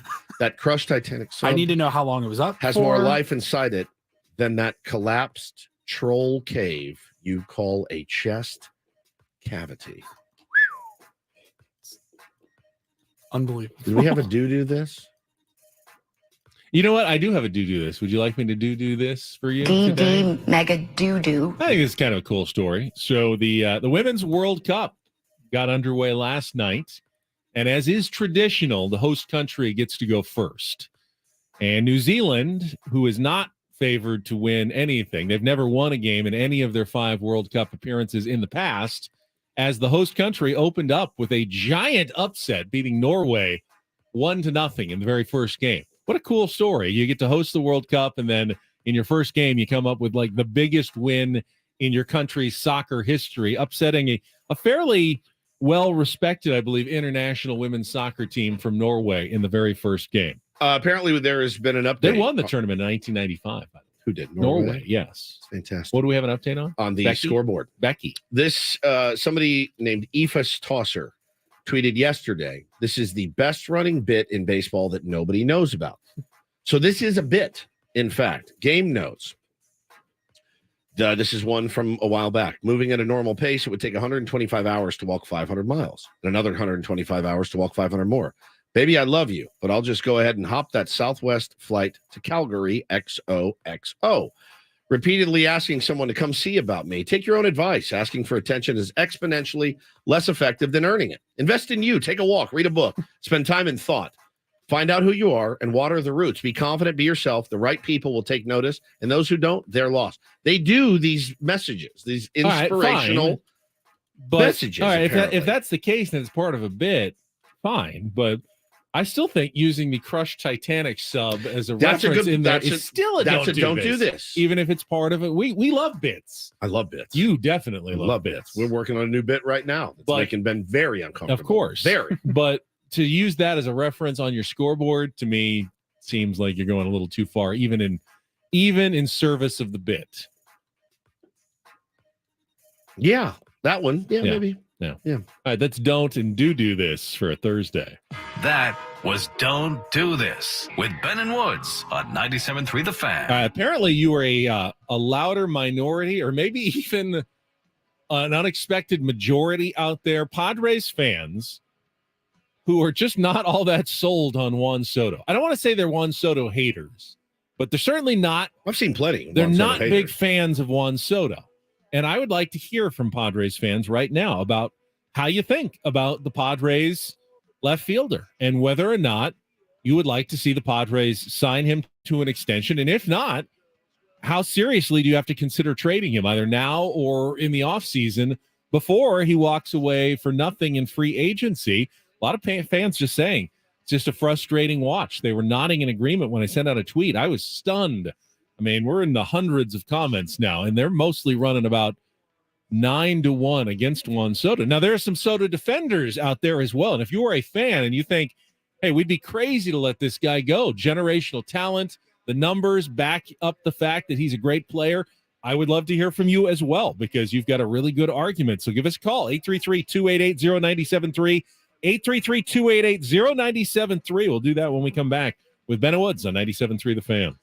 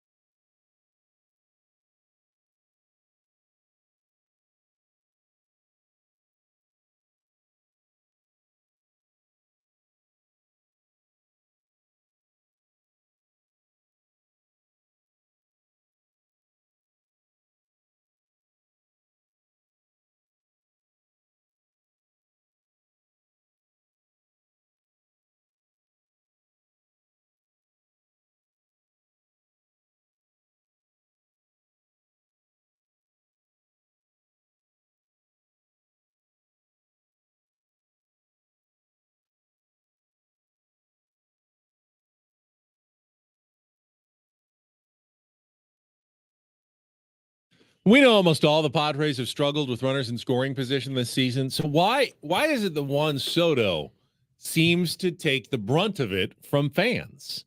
I don't know. Because the numbers don't really support it, yet visually, even I can't deny that it's sometimes frustrating to see Juan Soto at the plate with runners at scoring position. Are we being too critical of a generational talent here? I understand we're talking about this is all in the realm of, do we want to potentially give him a absurdly large extension of a contract, right? Yes, that's a big part of it. That's a huge part of it. That is a big part of it. We'll go through the numbers. Our phone lines are absolutely jammed. Is he worth the big money? With people who want to talk about Juan Soto. Is that the right question to ask today? Is he worth what he turned down? Is that the right question to ask? Does it matter right now? Because honestly, it doesn't. What he's earning today, he's a commensurate ball player with what he's earning today, right? It may matter for him emotionally. Sure. He doesn't want to sign for less than he turned down, but ultimately he could have been offered $1 billion or he could have been offered minimum wage. He's worth what he's worth, and the Padres need to evaluate that and make an offer or don't make an offer based on what they think he's worth to them over the next 10 years, if that's what's going to be the deal. But we'll talk about it. Look at these phone lines. I don't know if everyone's calling because they want to defend Juan Soto or if they want to criticize Juan Soto, though. We'll find out right after this check of traffic on 97.3 The Fan. From the premier Kia of Carlsbad Traffic Center, part of the Premier Auto family, here's Kelly Tannick. Got a few problems in the North County, southbound side of the 15, just past Felicita. Someone's changing a tire in the center divide. So if you're traveling that route, please move over a lane if it's safe to do so. Let's keep that person safe out there. Further down, just past Auto Park Way, there is a collision. Looks like this may have the HOV lane blocked, motorcycle involved. And the ladder and lane awards goes to South 5 Coastline right before Cannon. Watch out for it. It's in the slow lane. I'm Kelly Danik with Ben and Wood, San Diego's #1 sports station, 97.3 The Fan. All right, let's start with the discussion about the numbers, what they actually say about Juan Soto, especially with runners in scoring position. The big four, as it were, for the Padres, Machado, Bogarts, Soto, and Tatis, they've all had around 100 plate appearances this season. Tatis a few less because he missed the first 20 games. But here are the OPSs of those four guys. And I'll see if you can figure it out here. All right, we've got 751, 784, 815, and 970. Those are the four OPSs of the Padres core four guys with runners in scoring position this season. 751, 784, 815, 970. 970 Soto, 815 Tatis, 751 Xander, 754 Manny. 784 Manny. Yeah, 784 Manny. Nailed it. 4 for 4. Very good. You've been paying attention to Padres baseball. Is there something I would hope so. Is there something that stands out to you? There's a huge jump from 3 up to Juan Soto, who has been by far the most productive guy in those situations. So why is it that we all feel like he's up there not being as productive as you'd like? Now, it's a very simple psychological answer. It really is. The three guys you listed are here for life. I think they are. They're here for life. And the memory with them is the rope, as it were, is longer. I think it's because of this reason. Fernando Tatis has walked 7% of the time in those situations. Manny has walked 9%. Xander's walked 14%. Juan Soto has walked 23.6% of the time in those situations. Yeah. Nearly a quarter of the time he comes up with a chance to drive runners in, he ends up taking a walk. And helps control. And while that is why his OPS is so high, it also infuriates some Padres fans to see it happen. Yeah. That a quarter of the time when you got a chance to maybe change the game, you take a walk. Now, there's different kinds of walks. If a pitcher is pitching around you and you don't get anything to hit, which he gets a lot of that. You don't want to be swinging at bad pitches. A lot of that. But there are certain times when Juan Soto, he works an 8-pitch at bat, and he will take a couple of strikes that look like they're hittable and ends up getting that walk at the end. Like he grinds out the walk at the end of that at bat. That normally goes down. That's a success. That increases his OPS. It increases his OPP. It's good for his numbers, But is it good for the San Diego Padres in that situation? He doesn't chase. If you got like runners at first and third and two outs, and he's up there He's the best. and he grinds out that walk to load the bases for someone who doesn't get a hit behind him. Did he help the team in that situation? I got to tell you, man. I mean, again, I've kind of made the joke all season. Juan Soto is he's a 3 true outcome player, but his 3 true outcomes are different than the typical walk, strikeout, hit, home run. Yeah. His are weak ground out to first, walk, or barrel. Yeah, that's it. I feel like he rolls over more than Eric Hosmer ever did. I know that's probably not the case, but that's what I feel like. That's what I'm looking for Juan Soto. Doesn't K a ton, doesn't chase a ton. I mean, when he hits it, tops in the league, 96% average exit velo, at max exit velo, 97, barrel 84. The dude is a stud. He's a stud. Expected slugging 84, walk rate, highest slugging in percentage baseball. there too. I mean, chase rate's elite. He's an elite player. Why is everyone's memory so short with Juan Soto? It's because he's not slugging like he used to. And in 2019, his slug was higher. In 2020, his slug was higher. He's not slugging like he used to. He still slugs, though. Still slugs. Absolutely still slugs. And a better slugging percentage with runners in scoring position than anybody else. Guys either. Let's go to the phone lines, 833-288-0973. I'm fascinated to see whether Padres fans are going to defend Juan Soto or if they're frustrated by him. Let's go from the bottom. Let's go to Kevin first up here on 97.3 The Fan. Kevin, welcome to the show this morning. Thank you. Glad to be on. This, the other part of this equation is that those walks, that's not a $300 million player, is somebody who walks like that. Okay, you're not paying somebody to do that. You're paying somebody to hit line drives, hit the gaps, drive people in. That's what he's going to be paid for. So my thought is, there's no way they sign him this year. They've got to wait and hold. Just wait and see how this year plays out. They're not going to, they're not going to owe him anything substantial yet. They don't have to worry about all the finances. See how this plays out. See if he brings something late to the table that they can use. He could get, but more you're not expensive. paying a $300 million walker. I'm sorry. He could get more expensive. Well, he could, but here's the other thing, and I said this earlier on the John Contreras show a couple of months ago. He also could be lessening his value. What if we've seen maybe some of the best?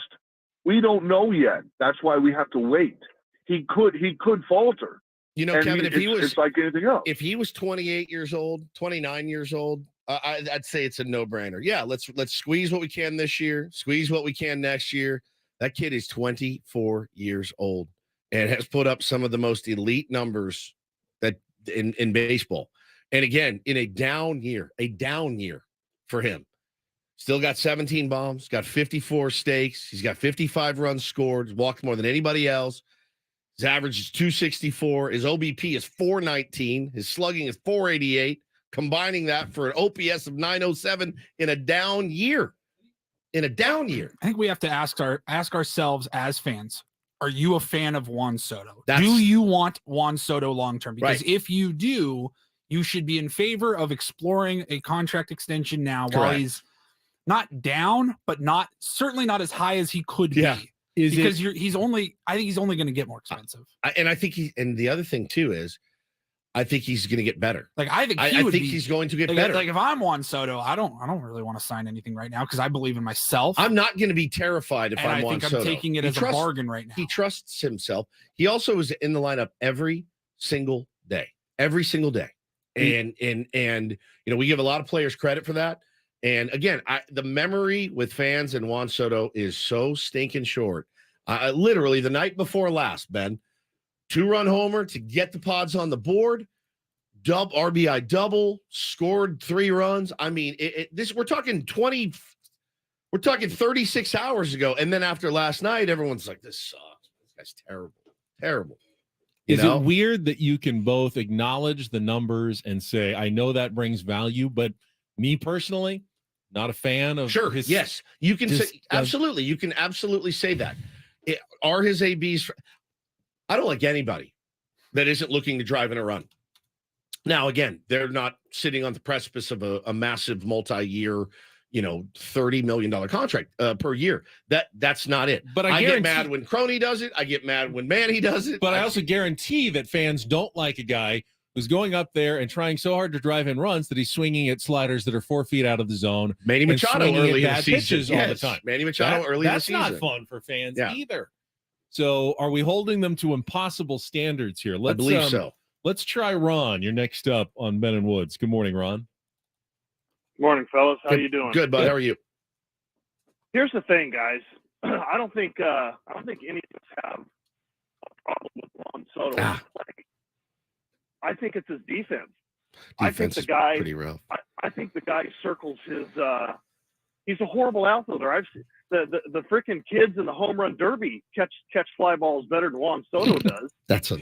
I honestly, guys, I think he's working his way into being a designated hitter only. Like a big poppy at 25 years old already.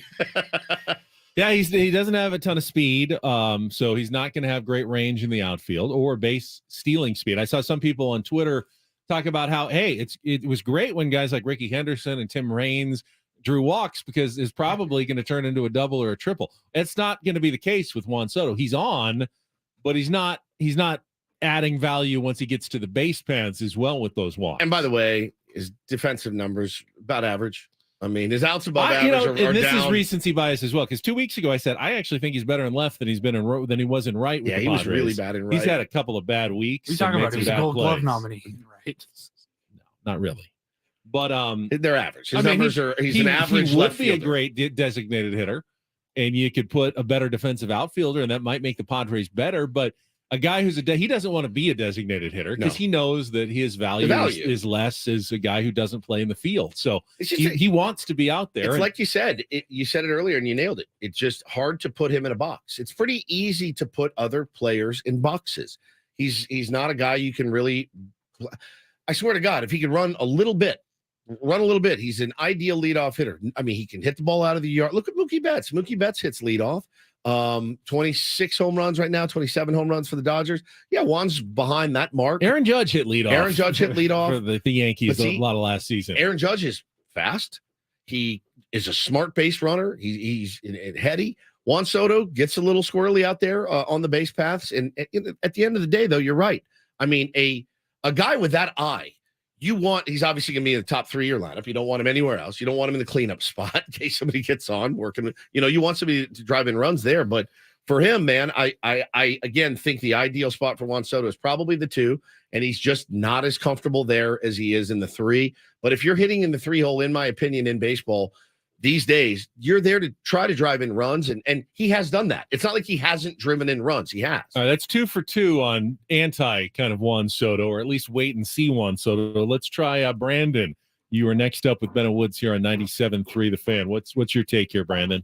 I'll try to balance everybody out. I just remember the day that Soto was acquired with my son, and we've been on pins and needles for days, wondering if this was going to happen. And I remember it was actually a Dodgers fan that told me, "Did you check your phone?" And we're like, "What?" It's just that excitement knowing that the Padres made a move like that, knowing that we've got him for 2 years to have that kind of grace period where we don't need to give him money. Yeah. It's funny because I think getting on base is really important. You saw yesterday, I think the only runs that we scored in the game was when Manny got that single with the bases loaded. And what happened before that? Soto worked a walk, and I know that he had gotten 3 walks in the game, and he was working that 4th one, and he basically earned a 4th walk yesterday. Then they called him out on strike 3 that was a little too high. But the 5th at bat, he also got called out on another strike 3 that was in the strike zone. Yep. And I remember specifically telling my son when we were watching it, I was like, God, he was looking for a walk right there. Yeah, he wasn't pull the looking trigger. Yep. To try to hit, and we had a 2-0 lead. And I was like, our bullpen really. In close games like that, it's been really, really hairy recently. Gotta add. I'm like, you gotta at least try to get that 3rd run in, or possibly you rip a double there, you score 2 runs, and it's like I just was frustrating to me to see, like, man, he was still trying. Like yesterday's game, he was trying to get on base, and I understand that. I know why you want to do that, but it didn't look like he was wanting to hit it. You know what I mean? He was like trying to, and that was just frustrating to me. But I don't think that that's a reason enough for me to be like a Juan Soto hater, because I love his charismatic, what he brings to the team, his he's just got an aura about him that I think having him on our team benefits us. And you can't argue with the numbers. Come on, you guys. Like, There's really, no question. If you don't like the fact that he's working it, and he's hitting the ball well, he'll go on little, parts where he's not, as dominant as he could be. But that's because we're also comparing it to what he was doing in Washington. Yep. Listen, yeah, Chris, but that's where everyone talked about him being a generational player, a $500 million player, and he's not putting up those numbers. Great point here by Christopher. That's the philosophy of the team. When it's applied to a guy that knows the zone as well as Juan Soto, this is what you get. That said, he's still tied for the team lead in RBI and runs scored. Yeah, absolutely. Absolutely. All guests on Meadow Woods appear on the Premier Chevrolet of Carlsbad fan hotline. Save money the right way with Premier Chevrolet of Carlsbad. Visit them today in the Carlsbad Auto Mall. Chevrolet, find new roads. Saris in our 8 o'clock hour. We can continue this discussion. And Paulie with a throwback Thursday. Woodsy's Day at the Races coming up next on the Fan.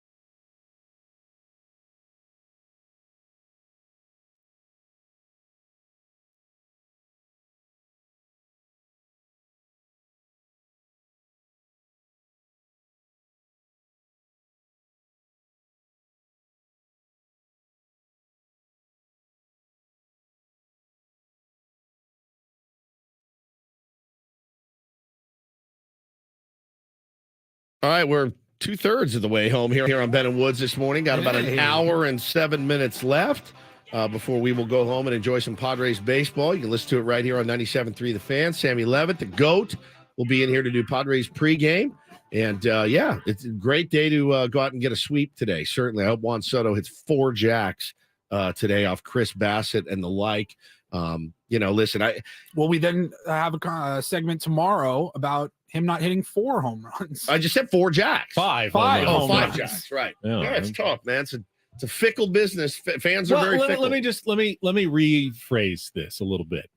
If you're going to be get 400 million, 500 million generational money, shouldn't you do everything well? Stop. No, I mean, we don't. The answer is no. He has a year and a half before anybody owes him an extra. Manny Machado doesn't steal 30 bases a year. Everything well. Right. He doesn't steal 30 bags. Goes in slumps. We saw a huge one at the start of the season. Imagine. Okay, so remember, Xander Bogaerts got 285 million. He doesn't do everything well. Correct. He has flaws in his game. Even Fernando Tatis Jr. I mean, occasionally has some flaws. We'll chase some pitches. He's as 5 tool as we have. He's as great as you're gonna see. He's as 5 tool as we got here. I mean, he's definition. He's 5 tool. He's got it all. He can do it all. But no one can do everything. He can. You can't both be like an aggressive hitter and a patient hitter at the same time. Selective aggressive is a baseball term. I guess so. I never understood what it meant. I want this guy. I think I know now. What's he selective aggressive? Sounds good. I want this guy ready to crush the first pitch and also lead the league in pitches taken and work opposing pitchers. Well, you can't always have you not realized doing this for baseball fans are stupid, ourselves included. Everyone's a moron. It is, what did you do for me in this last at bat? Blake Snell gets some of it the other way. He needs to be way more efficient while striking everybody out. Right. It's very hard to do. You're going to strike out 14 guys, but only do it on 55 pitches. So he can go 9 innings every time. He's not going to go heater, 9 pitches, immaculate innings every single time, swing and miss, doesn't have to mix it up, doesn't have to bounce one, doesn't have to go above the zone, doesn't have to go in, out. It's not going to happen. So you got to look at what these guys do well. And if you feel like they're valuable to your team, then you pay them. Juan Soto is massively valuable. His value is through the roof. But we don't have to give him 1 red cent over what he's earned, Ben, for another year and a half. A year and a half we got. It's a tryout. It's an audition. And I understand that max value and all that. But listen, the major max value is you go win a World Series with a guy with a 950 slug and an OBP of 450, you can win a World Series with that guy this year, next year, whatever it may be. You don't trade Juan Soto for prospects at the deadline this year, and I don't think you trade him in the offseason because who do you get to replace him in left field that's going to be better than Juan Soto? I'm not talking about defense. I'm talking about overall top of the lineup type guy. Who replaces Juan Soto? They don't exist. They don't exist. They're not out there. They're not there.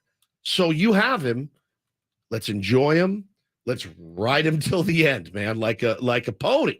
He is extremely valuable to this team.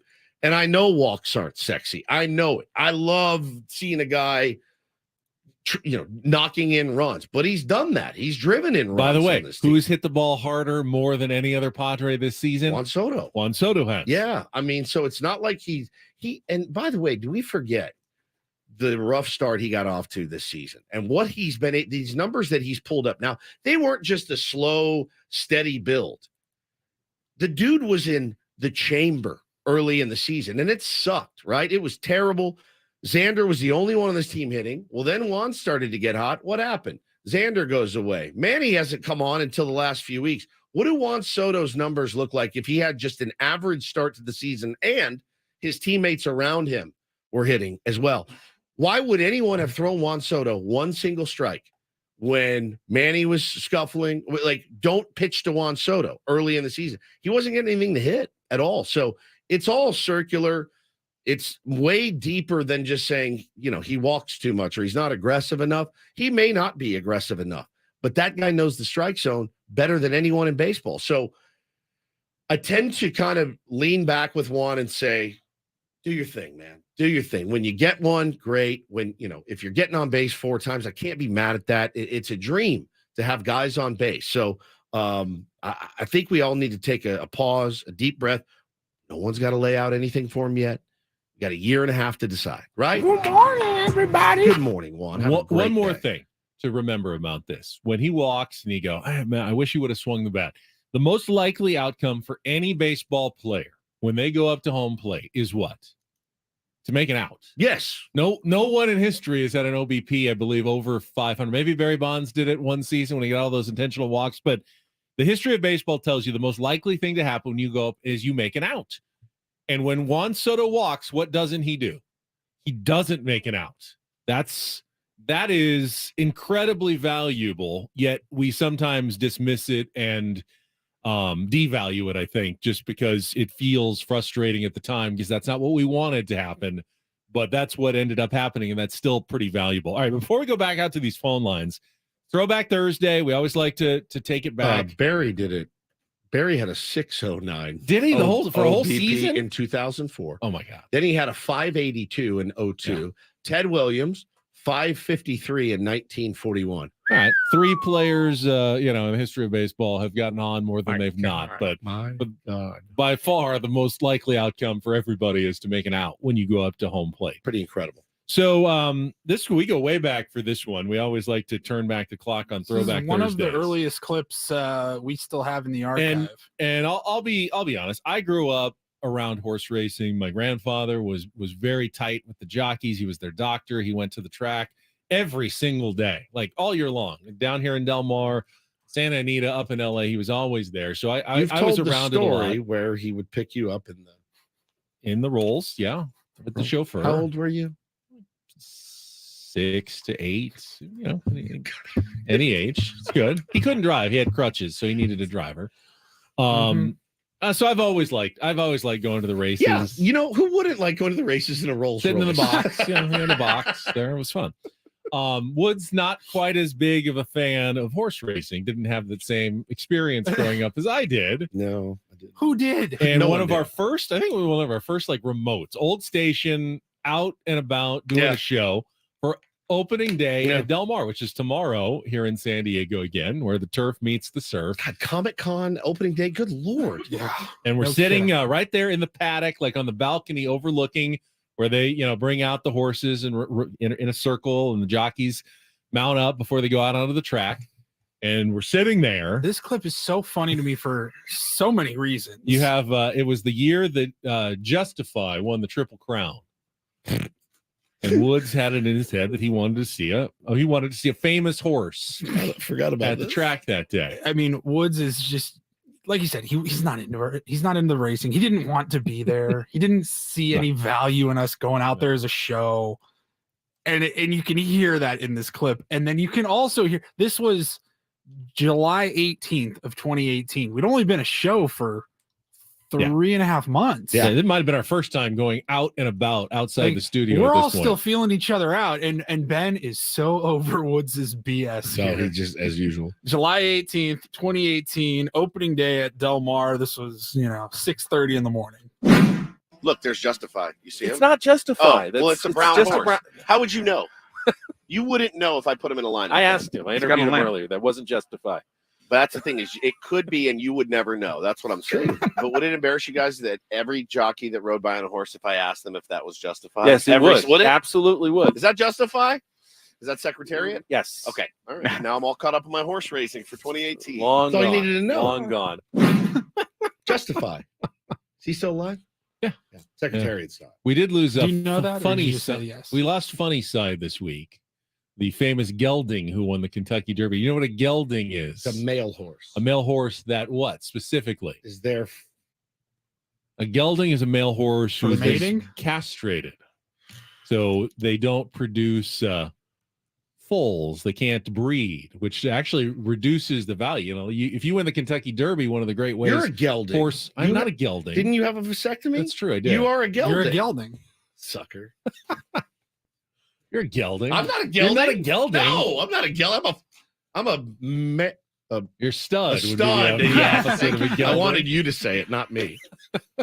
Have him saying you're a stud. Keep that. Yeah, you're a gelding. You got gelding. I mean, that's what the great horses do that retire that aren't geldings. They're put out to stud, which means Sounds like a good bit. Their job is to essentially impregnate female horses, and their owners get paid sometimes hundreds of $1,000s a pop.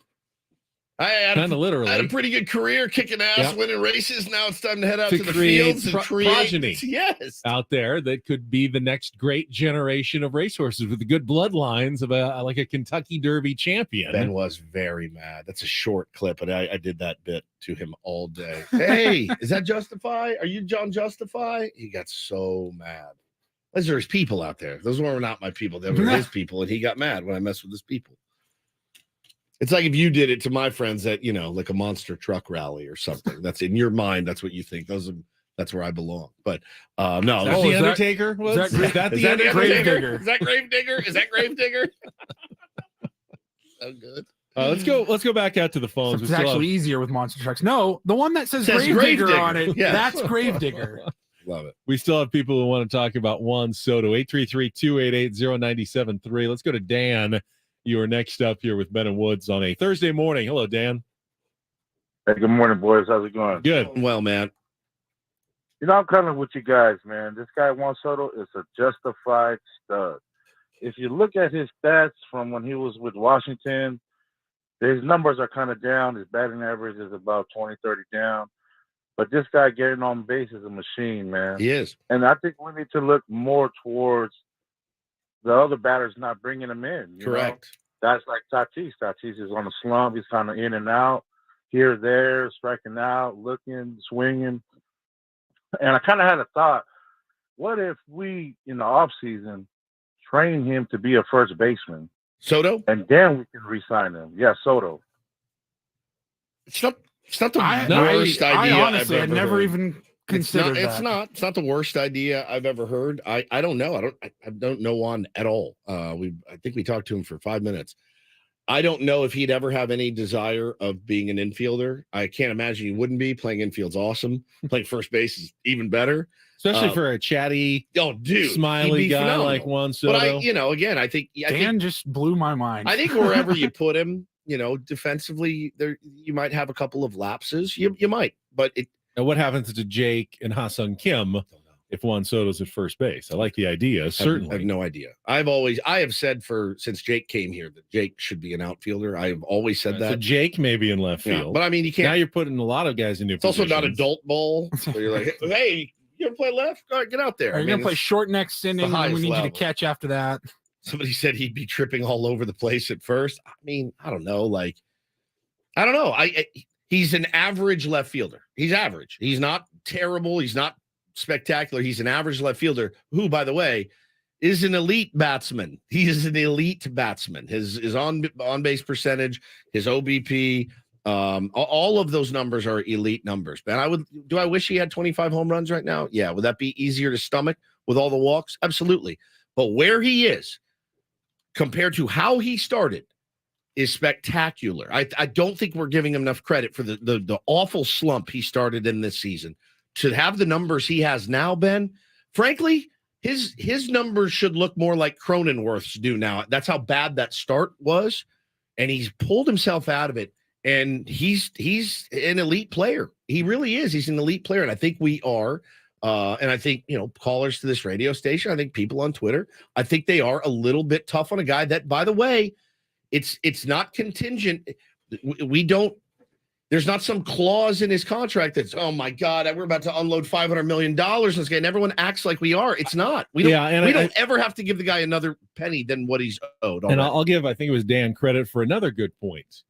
What if Juan Soto was doing what he was doing, getting on base, walking, and the Padres were what we expected them to be, with Xander and Manny and Jake driving in runs all over the place, and Juan was on his way to like a record-setting year of scoring runs. Yeah, he'd be leading the league, like heading toward 200 runs scored this year. We'd be through the moon, elated. My God, Juan Soto setting the table, doing all kinds of things for these guys who are just driving him in. It's not Juan Soto's fault that Manny slumped for 3 months and Xander slumped for 2 months and Jake has slumped all season long. And those guys have generally been the three guys hitting behind him all year. If you look at the lineup, he's pretty much the only guy doing his job, right? Manny, come on. Now he's great. Yes, now 2 weeks, right? I mean, he's July. Like I don't know that I like In Soto in the summer. leadoff spot. We talked about that earlier. Like, you know, at the plate, yeah, he looks like a leadoff hitter, but then you get on base and he's not quite that guy that you want. I still think that Tatis 1, Soto 2, and then if the guys behind them step up and do their jobs consistently, we're in business. Xander sign me up for that for 10 years. Now again, Xander Bogaerts, what's his contract? 280. I mean, he's kind of the one that I think that a lot of the focus should be on right now. I know the guy got the cortisone shot. Not seeing much from Xander Bogaerts to help this team win on a nightly basis. Are you guys seeing everything from X? He probably should be getting more criticism than Soto's getting. Yeah. But I think part of it is we've seen Soto for a little bit longer now.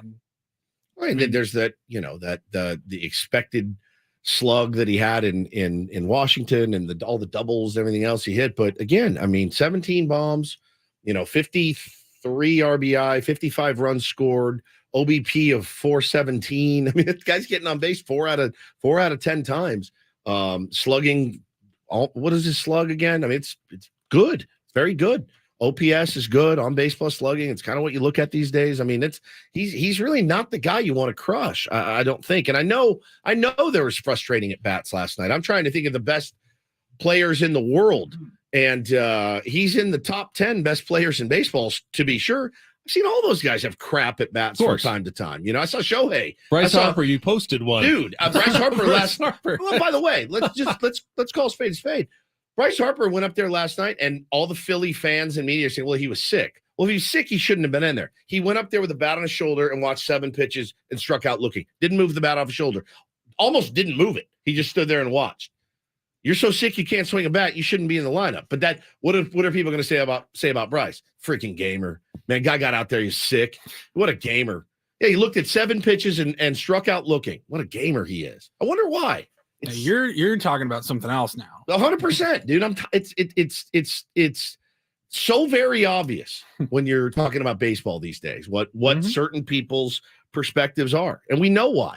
I am curious how Eno Saris is going to bring a non-Padres fan smart baseball perspective to this on Juan Soto. My thinking is he's going to look at us and go, "What? Why do you people not appreciate Juan Soto down there?" But we'll see what he actually has to say. This is really a thing? Yeah, this is a coming up here conversation? at the bottom of the hour. I'm curious with less emotion involved when we talk to Eno Saris from The Athletic at 8:35. This hour on The Fan is brought to you by Cars.com. Whether you're looking for the perfect summer road trip car or something you can zip around in, visit Cars.com today. They have over 2 million cars for your 2 million summer possibilities. Head to Cars.com. Check out the possibilities. Cars.com.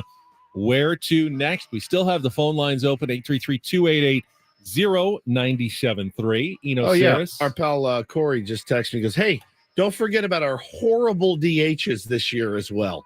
And we're in here railing on Juan Soto. Not Matt Carpenter, not Xander Bogaerts, not Jay Cronenworth, not Tatis even to some extent. Juan Soto, the guy that's producing probably more than anybody else on the team. That's what we've decided. Bigger expectations, obviously. I guess. Expectations. We'll be back after Well, traffic. if not Juan Soto, then it's Bob Melvin's fault. Right. Exactly. On 97.3 The Fan.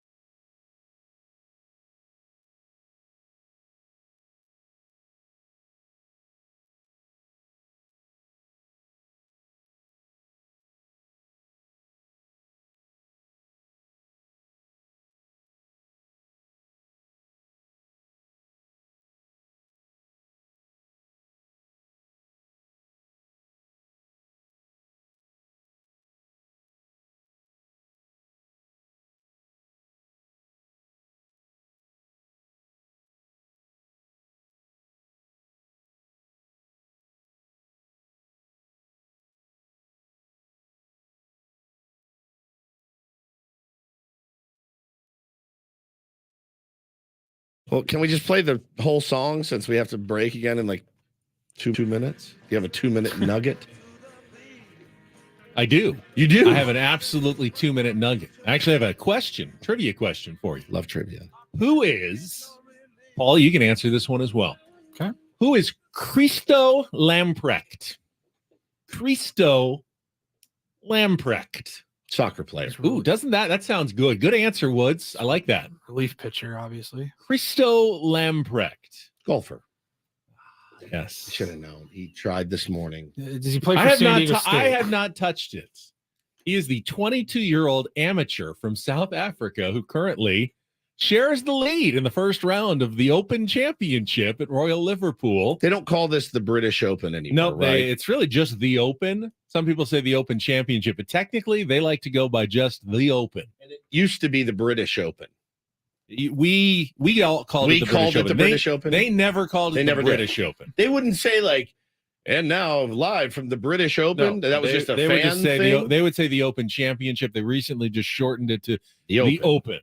They really want to like consider themselves the premier golf tournament of the world. It's a good tournament. We still call the U.S. Open the U.S. Open. What do they call it?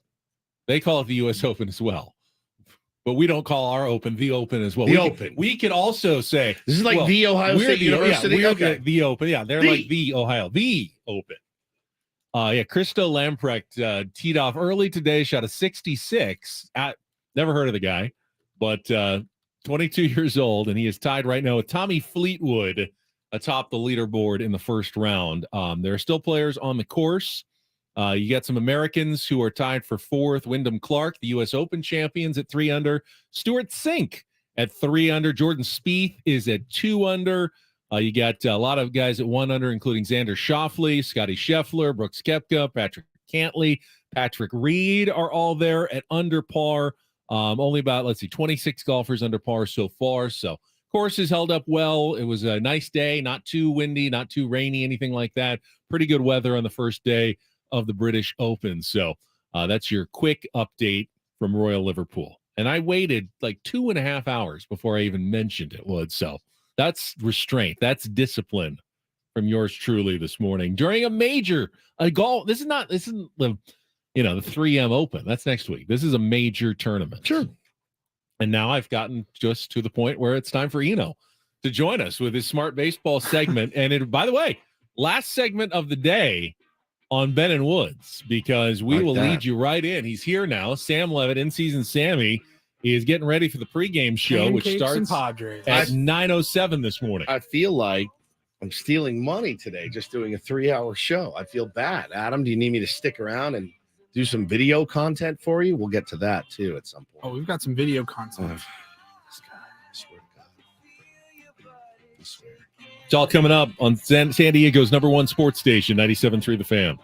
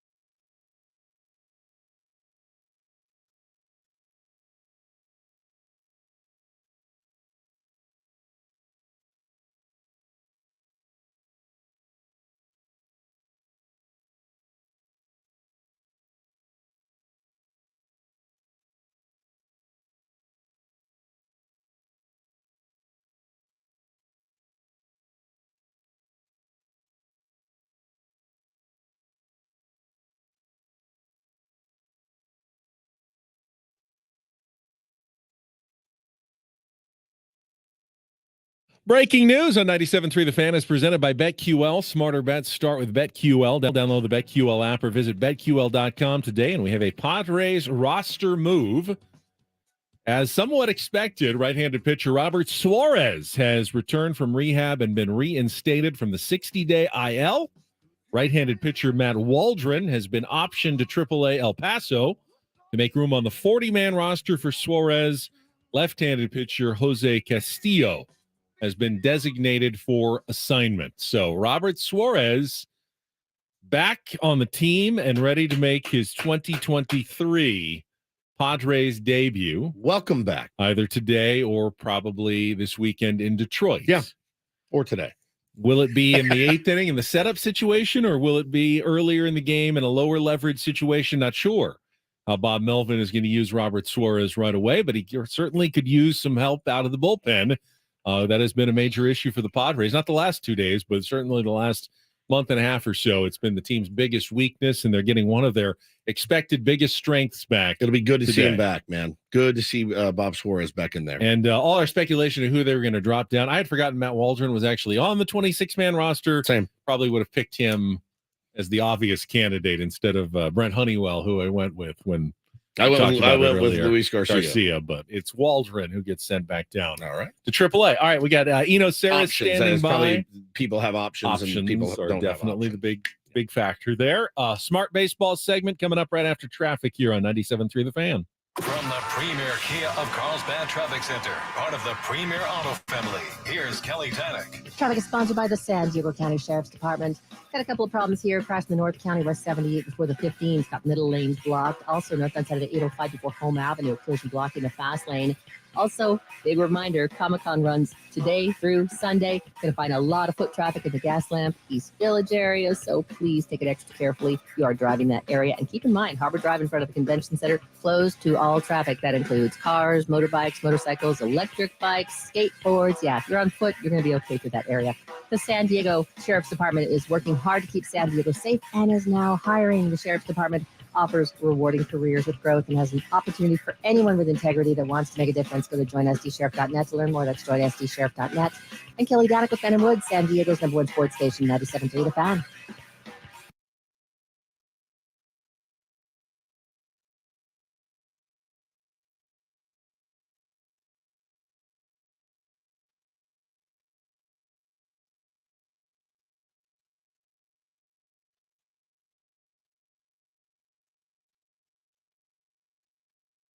A Fan. Got him back post All-Star break from the Athletic. Eno Saris joins us now on our premier Chevrolet of Carlsbad fan hotline. And Eno, you're walking into a minefield this morning, where like a crisis amongst Padres fans after I threw out a tweet last night about Juan Soto and just a frustrating at bat, and everybody has come out of the woodwork admitting to the fact that they're not necessarily enamored of Juan Soto, even though the numbers are there. They want more. They want more RBI. They want more aggression from the plate, and the walks are starting to actually frustrate people. And Woodsy's been fighting the good fight this morning and defending Juan Soto. And I thought we need Eno to give a non-emotional perspective of the value that Juan Soto actually brings to the table as a baseball player. Good morning to you, Eno. Good morning, pit of vipers. Yeah, right. It's like a wolf's nest. What? A One thing wolf's I'd nest. like to say Wolf's before nest. we get into it is just that I understand like a visceral reaction, right? Yeah. Like walks are boring. It's non-action. It's not a thing. And so I understand not liking that aspect of it. And I just have to say that, like, I think that like Soto and like Yordan Alvarez are, I think, like the best hitters in the game, though, because they just don't do anything outside of their comfort zone. They shrunk the zone that they're going to swing at into just where they can do damage, and they do damage when they swing. And I think they're the most professional hitters in baseball. Yordan Alvarez may be a little bit more exciting to watch because his power is a little bit more raw. Like, he's got more raw power. But Soto hits the ball as hard as anyone. I think last time I checked, he was a leader in hard hit rate. And when you sum it all up, Juan Soto is the 6th best hitter in baseball this year. It goes Shohei, Acuna, Yandy Diaz, Freddie Freeman, Mookie Betts, Juan Soto. So, well, you'd never know it here, man. You'd never freaking know it. You would think that we're running Ryan Ludwig out there. You think he's Ryan Ludwig? I mean, honestly, nothing against Ryan, but you know what I'm saying. Yeah, he has the lowest slugging percentage of that top 6. Sure. So it's I guess it's fair. I don't necessarily use RBI, but his RBI totals line up. Like Acuna has 58 RBI and Soto has 54. I mean, what are we talking about here? So RBI is really a function of what your teammates are doing. Sure. As I see it, and I do want to give some credit to what it's like to watch a game and watch a Juan Soto at bat, because it might end up in a walk. I think it was one of these last 2 games. It was late in the game, and there was a runner on first, and Juan Soto took a walk. Right? Was that like the 8th or 9th inning of one of the last few games? Well, yesterday he had taken 3 walks, and he came up in a 2-0 Padres lead with runner out on second base and 1 out, and he got ahead 3-1, and then he had 2 pitches that were. They were good pitches. They were both in the zone. They were both up enough where you thought this is something you might be able to do some damage on. And he took them both. They were both close. They were both called strikes, and he struck out looking. And that's when I sent the tweet out. But just said he's not going to swing at a pitch he doesn't think he can do damage. I get it. One was a good lane changer. The other one was very borderline, and he didn't swing at them. And I felt like the best. Okay, so if he walks there, he takes first base. He sets up potentially a double play for a guy who's hit into a lot of them. Behind him, Manny Machado. Isn't that the place where you expand your zone just a little bit? And maybe even if you make not strong contact, you could bloop one in and score the run. That the value there is not necessarily in walking, it's in hitting in that at bat, especially when the pitches are either very close to the zone or in the zone. With a guy on second base, and you said 1 out? 1 out, nobody else on base. Yeah. You're expected to score 2/3 of a run.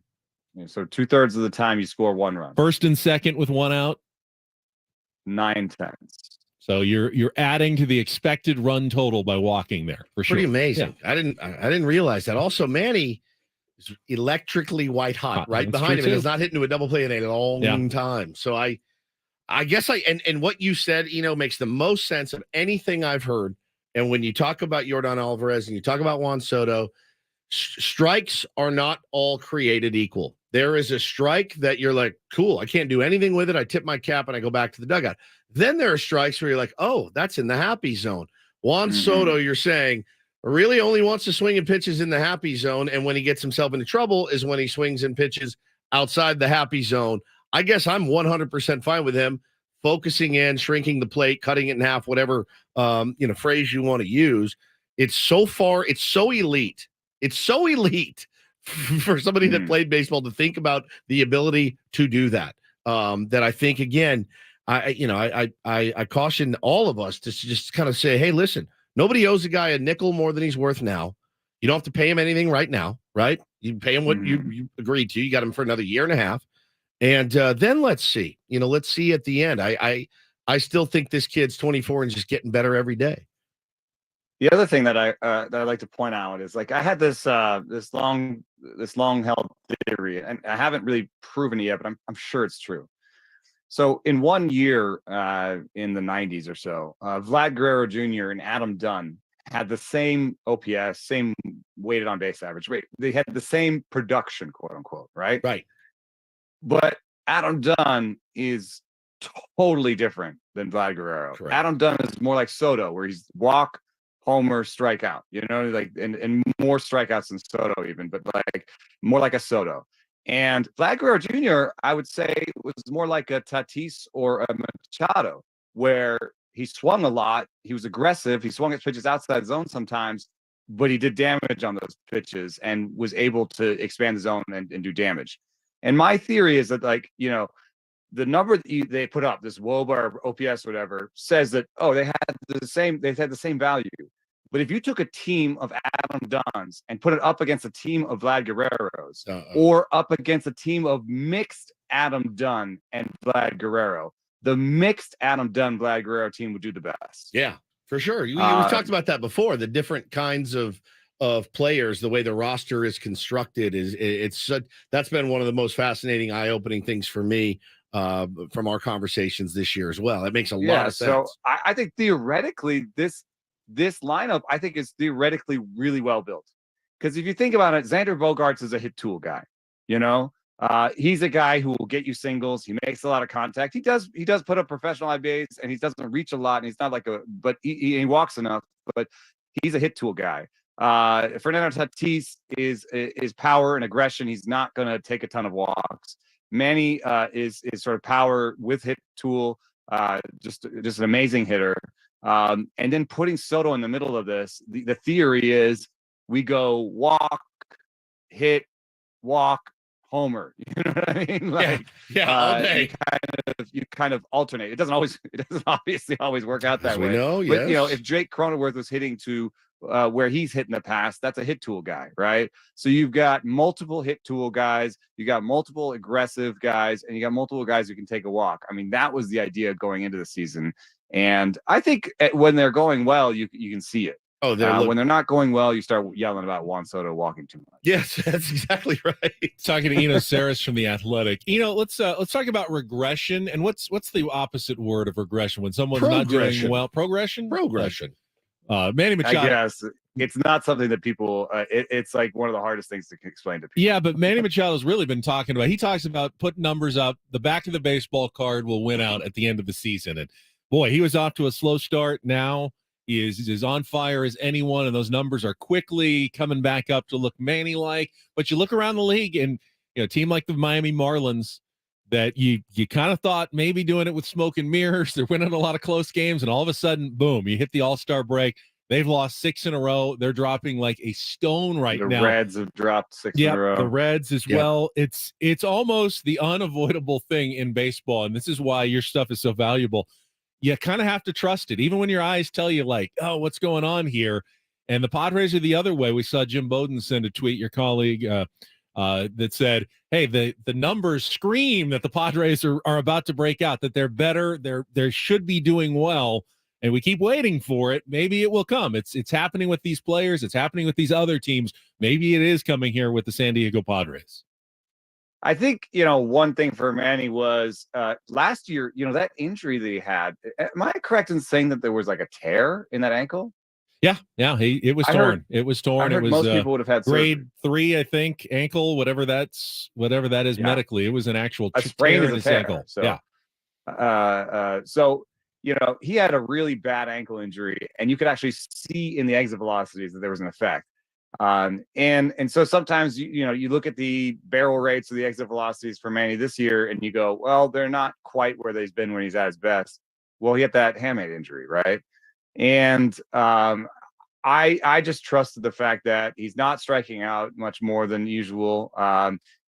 He's still, the swing looks the same, and I do trust that somebody who has this long of a track record, you believe in him. And now, when I look at him, I say that's one of the sweetest swings in baseball. And when he connects, like he mishit a ball the other day and went oppo. I know it only went like 340 feet or whatever, but he went oppo easy on this beautiful swing where he mishit the ball. It wasn't even on the barrel. And so I think that when I saw that, I was like, okay, Manny's back. And so when you have Manny back, and Suarez is no little thing either, because that was supposed to be a big piece of the back end. If you move everybody back a seat, Nick Martinez back a seat, Steve Wilson back a seat, now you've got 4 innings or 3 innings at least that you feel like when we have our A relievers in there, we can shut them down for 3 innings. Yeah, and that's huge. So. And I think Morahan, somebody asked me if there was a player that, could be the random, glue in this. I think Morahan could be that, because you just heard me say, they have 3 innings that can shut them down. Sometimes you have Blake Snell go 5. What about the 6th inning? And I feel like Morahan could be, such a good bridge there. He's friggin' hurt again, though. Right? Is he hurt again? Yeah, hurt his knee. Funky. I saw him do that. Did he? Funky delivery and slipped, and Bob came out, and you can see it was one of those like tweeners, wasn't it? Was it was like like second base in the mound, and you saw him like it was really awkward. He was falling off right, and then tried to go left, and he wanted to stay in, and Bob said no, not, and you're not staying. Yeah, he was right. But I like one more person to step forward. Like maybe it's just Cosgrove. Continuing to do what he's doing. Or maybe it's Honeywell. Somebody needs to step into that 6th inning mix because I think Wilson Suarez Martinez Hader is a pretty good plan for 3 innings. You're kind of breaking up a little bit. So why don't we say it's our fault, farewell? Yeah, well, it's also Eno's phone. You said is not working today, you're right. So you're right. We can't do that as well. It's one or the other. But good stuff. We'll talk to you next Thursday, man. We got a game to start in about we do 10 minutes as well. Our pregame show at least. We got early baseball today. Thanks for having me, guys. Thanks, brother. There he is, Eno Saris on our Premier Chevrolet of Carlsbad fan hotline. Save money the right way with Premier Chevrolet of Carlsbad. Visit them today in the Carlsbad Auto Mall Chevrolet. Find new roads. That was Eno Saris, sponsored by 7 Mile Casino, featuring all of your favorite table games like California-style blackjack, poker, and baccarat. Just 7 minutes from the ballpark. Yeah, I was agreeing with you as well, and I realize, and I see everyone says in the chat, we have Ben to thank for this entire topic from the tweet that I sent last night. Juan Soto. We're very proud of your tweet. I mean, I feel like we are in Gladiator. And we've decided to put our hand out, where you're doing the thumbs up or down, whether, is it a thumbs up on Juan Soto or are we a thumbs down on Juan Soto right now? But there's no reason you have to make your final decision today on Juan Soto for the rest of your life on whether you like him and think he should be a here for the rest of time, or we don't have to. You don't have to make the decision today, Spartacus style, with your thumbs up or your thumbs down.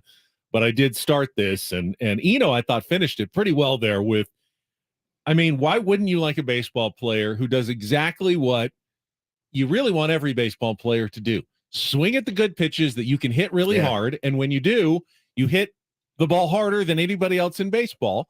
And then all the other pitches that you either can't hit hard or are balls you don't swing at. It's truly the most... And that's what he does. Better than everybody else in baseball.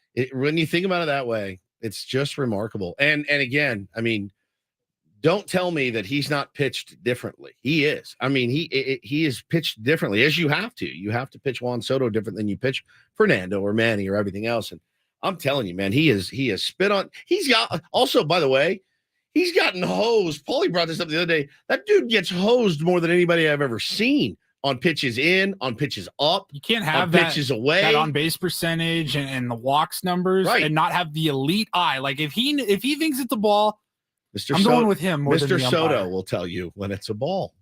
That's cool. It's really cool when you think about it like that, and splitting that plate in half, or looking for that pitch in the zone that he can drive and do damage with. And by the way, like Eno said, when he does swing, and it's weird because I see all the rollovers too. I'm the one that, I'm like, oh my God, Randy, here comes Randy rollover, weak ground ball between first and second and easy flip to first. And he's out by a mile. But you just have to not have a short, take a look at the body of work, I guess, with Juan Soto. It's hard to do. It is hard to do. I'm not blaming fans for their frustration, not blaming you for being frustrated last night. How interesting is that though? You get runners on first and second, better. Well, it should be better than one run on. I know it does set up the double play, but ultimately you're going to score more runs if you have guys on first and second with one out than you do just one guy at second base, obviously, with just one out. He also mentioned about how hot Manny is right now. Talked about a specific, I don't remember which at-bat it was specifically, but drove it 340 the other way on a miss hit. It reminds me earlier this week, Shohei Ohtani hit a home run on a ball that basically jammed him, and he hit it out to center field over the wall. It's crazy. Guy is nuts right now. And the Angels quietly, thanks to a dominating series over the Yankees this week, have climbed back above 500. And the latest reports are that the Angels will make no decision on Shohei Ohtani until the last minute. Jeez, they will wait until it's changed 24 to 48 hours before the trade deadline before they do their yay or nay on Shohei Ohtani. So looks like we're going to be in limbo here for another 10 days or so. For a lot of teams, Padres probably not going to make a decision. We just So we just found out tomorrow on a Friar Friday, we will be joined from Detroit, Michigan, by none other than Bob Melvin, the skipper of the San Diego Padres. Yeah.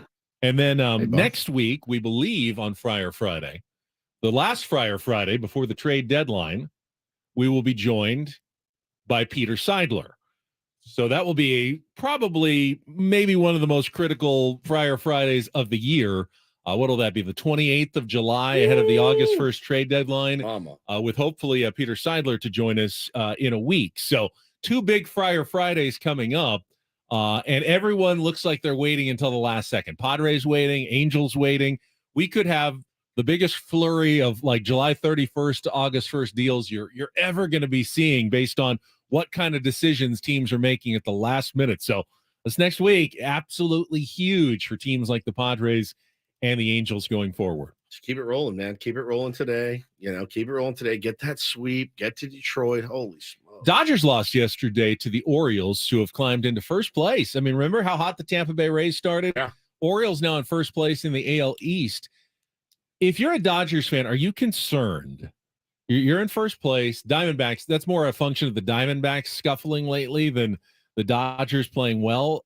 Julio Urias' ERA is now above 5 for the Dodgers this season. Yeah, not had a good year. Clayton Kershaw is good when he's healthy, but you have no idea when he's available and whether he's going to have the durability to pitch into October. And I saw a report yesterday that said, yeah, it's no secret. We're going after starting pitching. We've got 3 rookies in the rotation, but it goes beyond the 3 rookies, as you just mentioned. I think they are getting Walker Buehler back in September, I do believe, which, I mean, again, but Dustin May's gone for the year. Dustin May's gone for the year. What better time to get a Walker Buehler back? Not hopefully, but I guess hopefully if you're a Dodger fan, he's ready to go. But remember, some of the potential best pitchers on the market probably not going to be available to the Dodgers. Kurt Corbin Burns, the Brewers are still very much in the NL Central race. Blake Snell, whether or not the Padres are in it, they ain't trading Blake Snell to the Dodgers. No, I can't imagine that they would. I can see no scenario where that's going to happen. So, some of the names being talked about as starting pitching options are not going to be there for the Dodgers at the trade deadline. We'll see what they do, but they are definitely not as good as the Dodgers teams the last 3 years. Now, they may be laughing all the way to the playoffs going, oh, yeah, we picked a great year to kind of not do anything because here we are sitting in first place. Ha.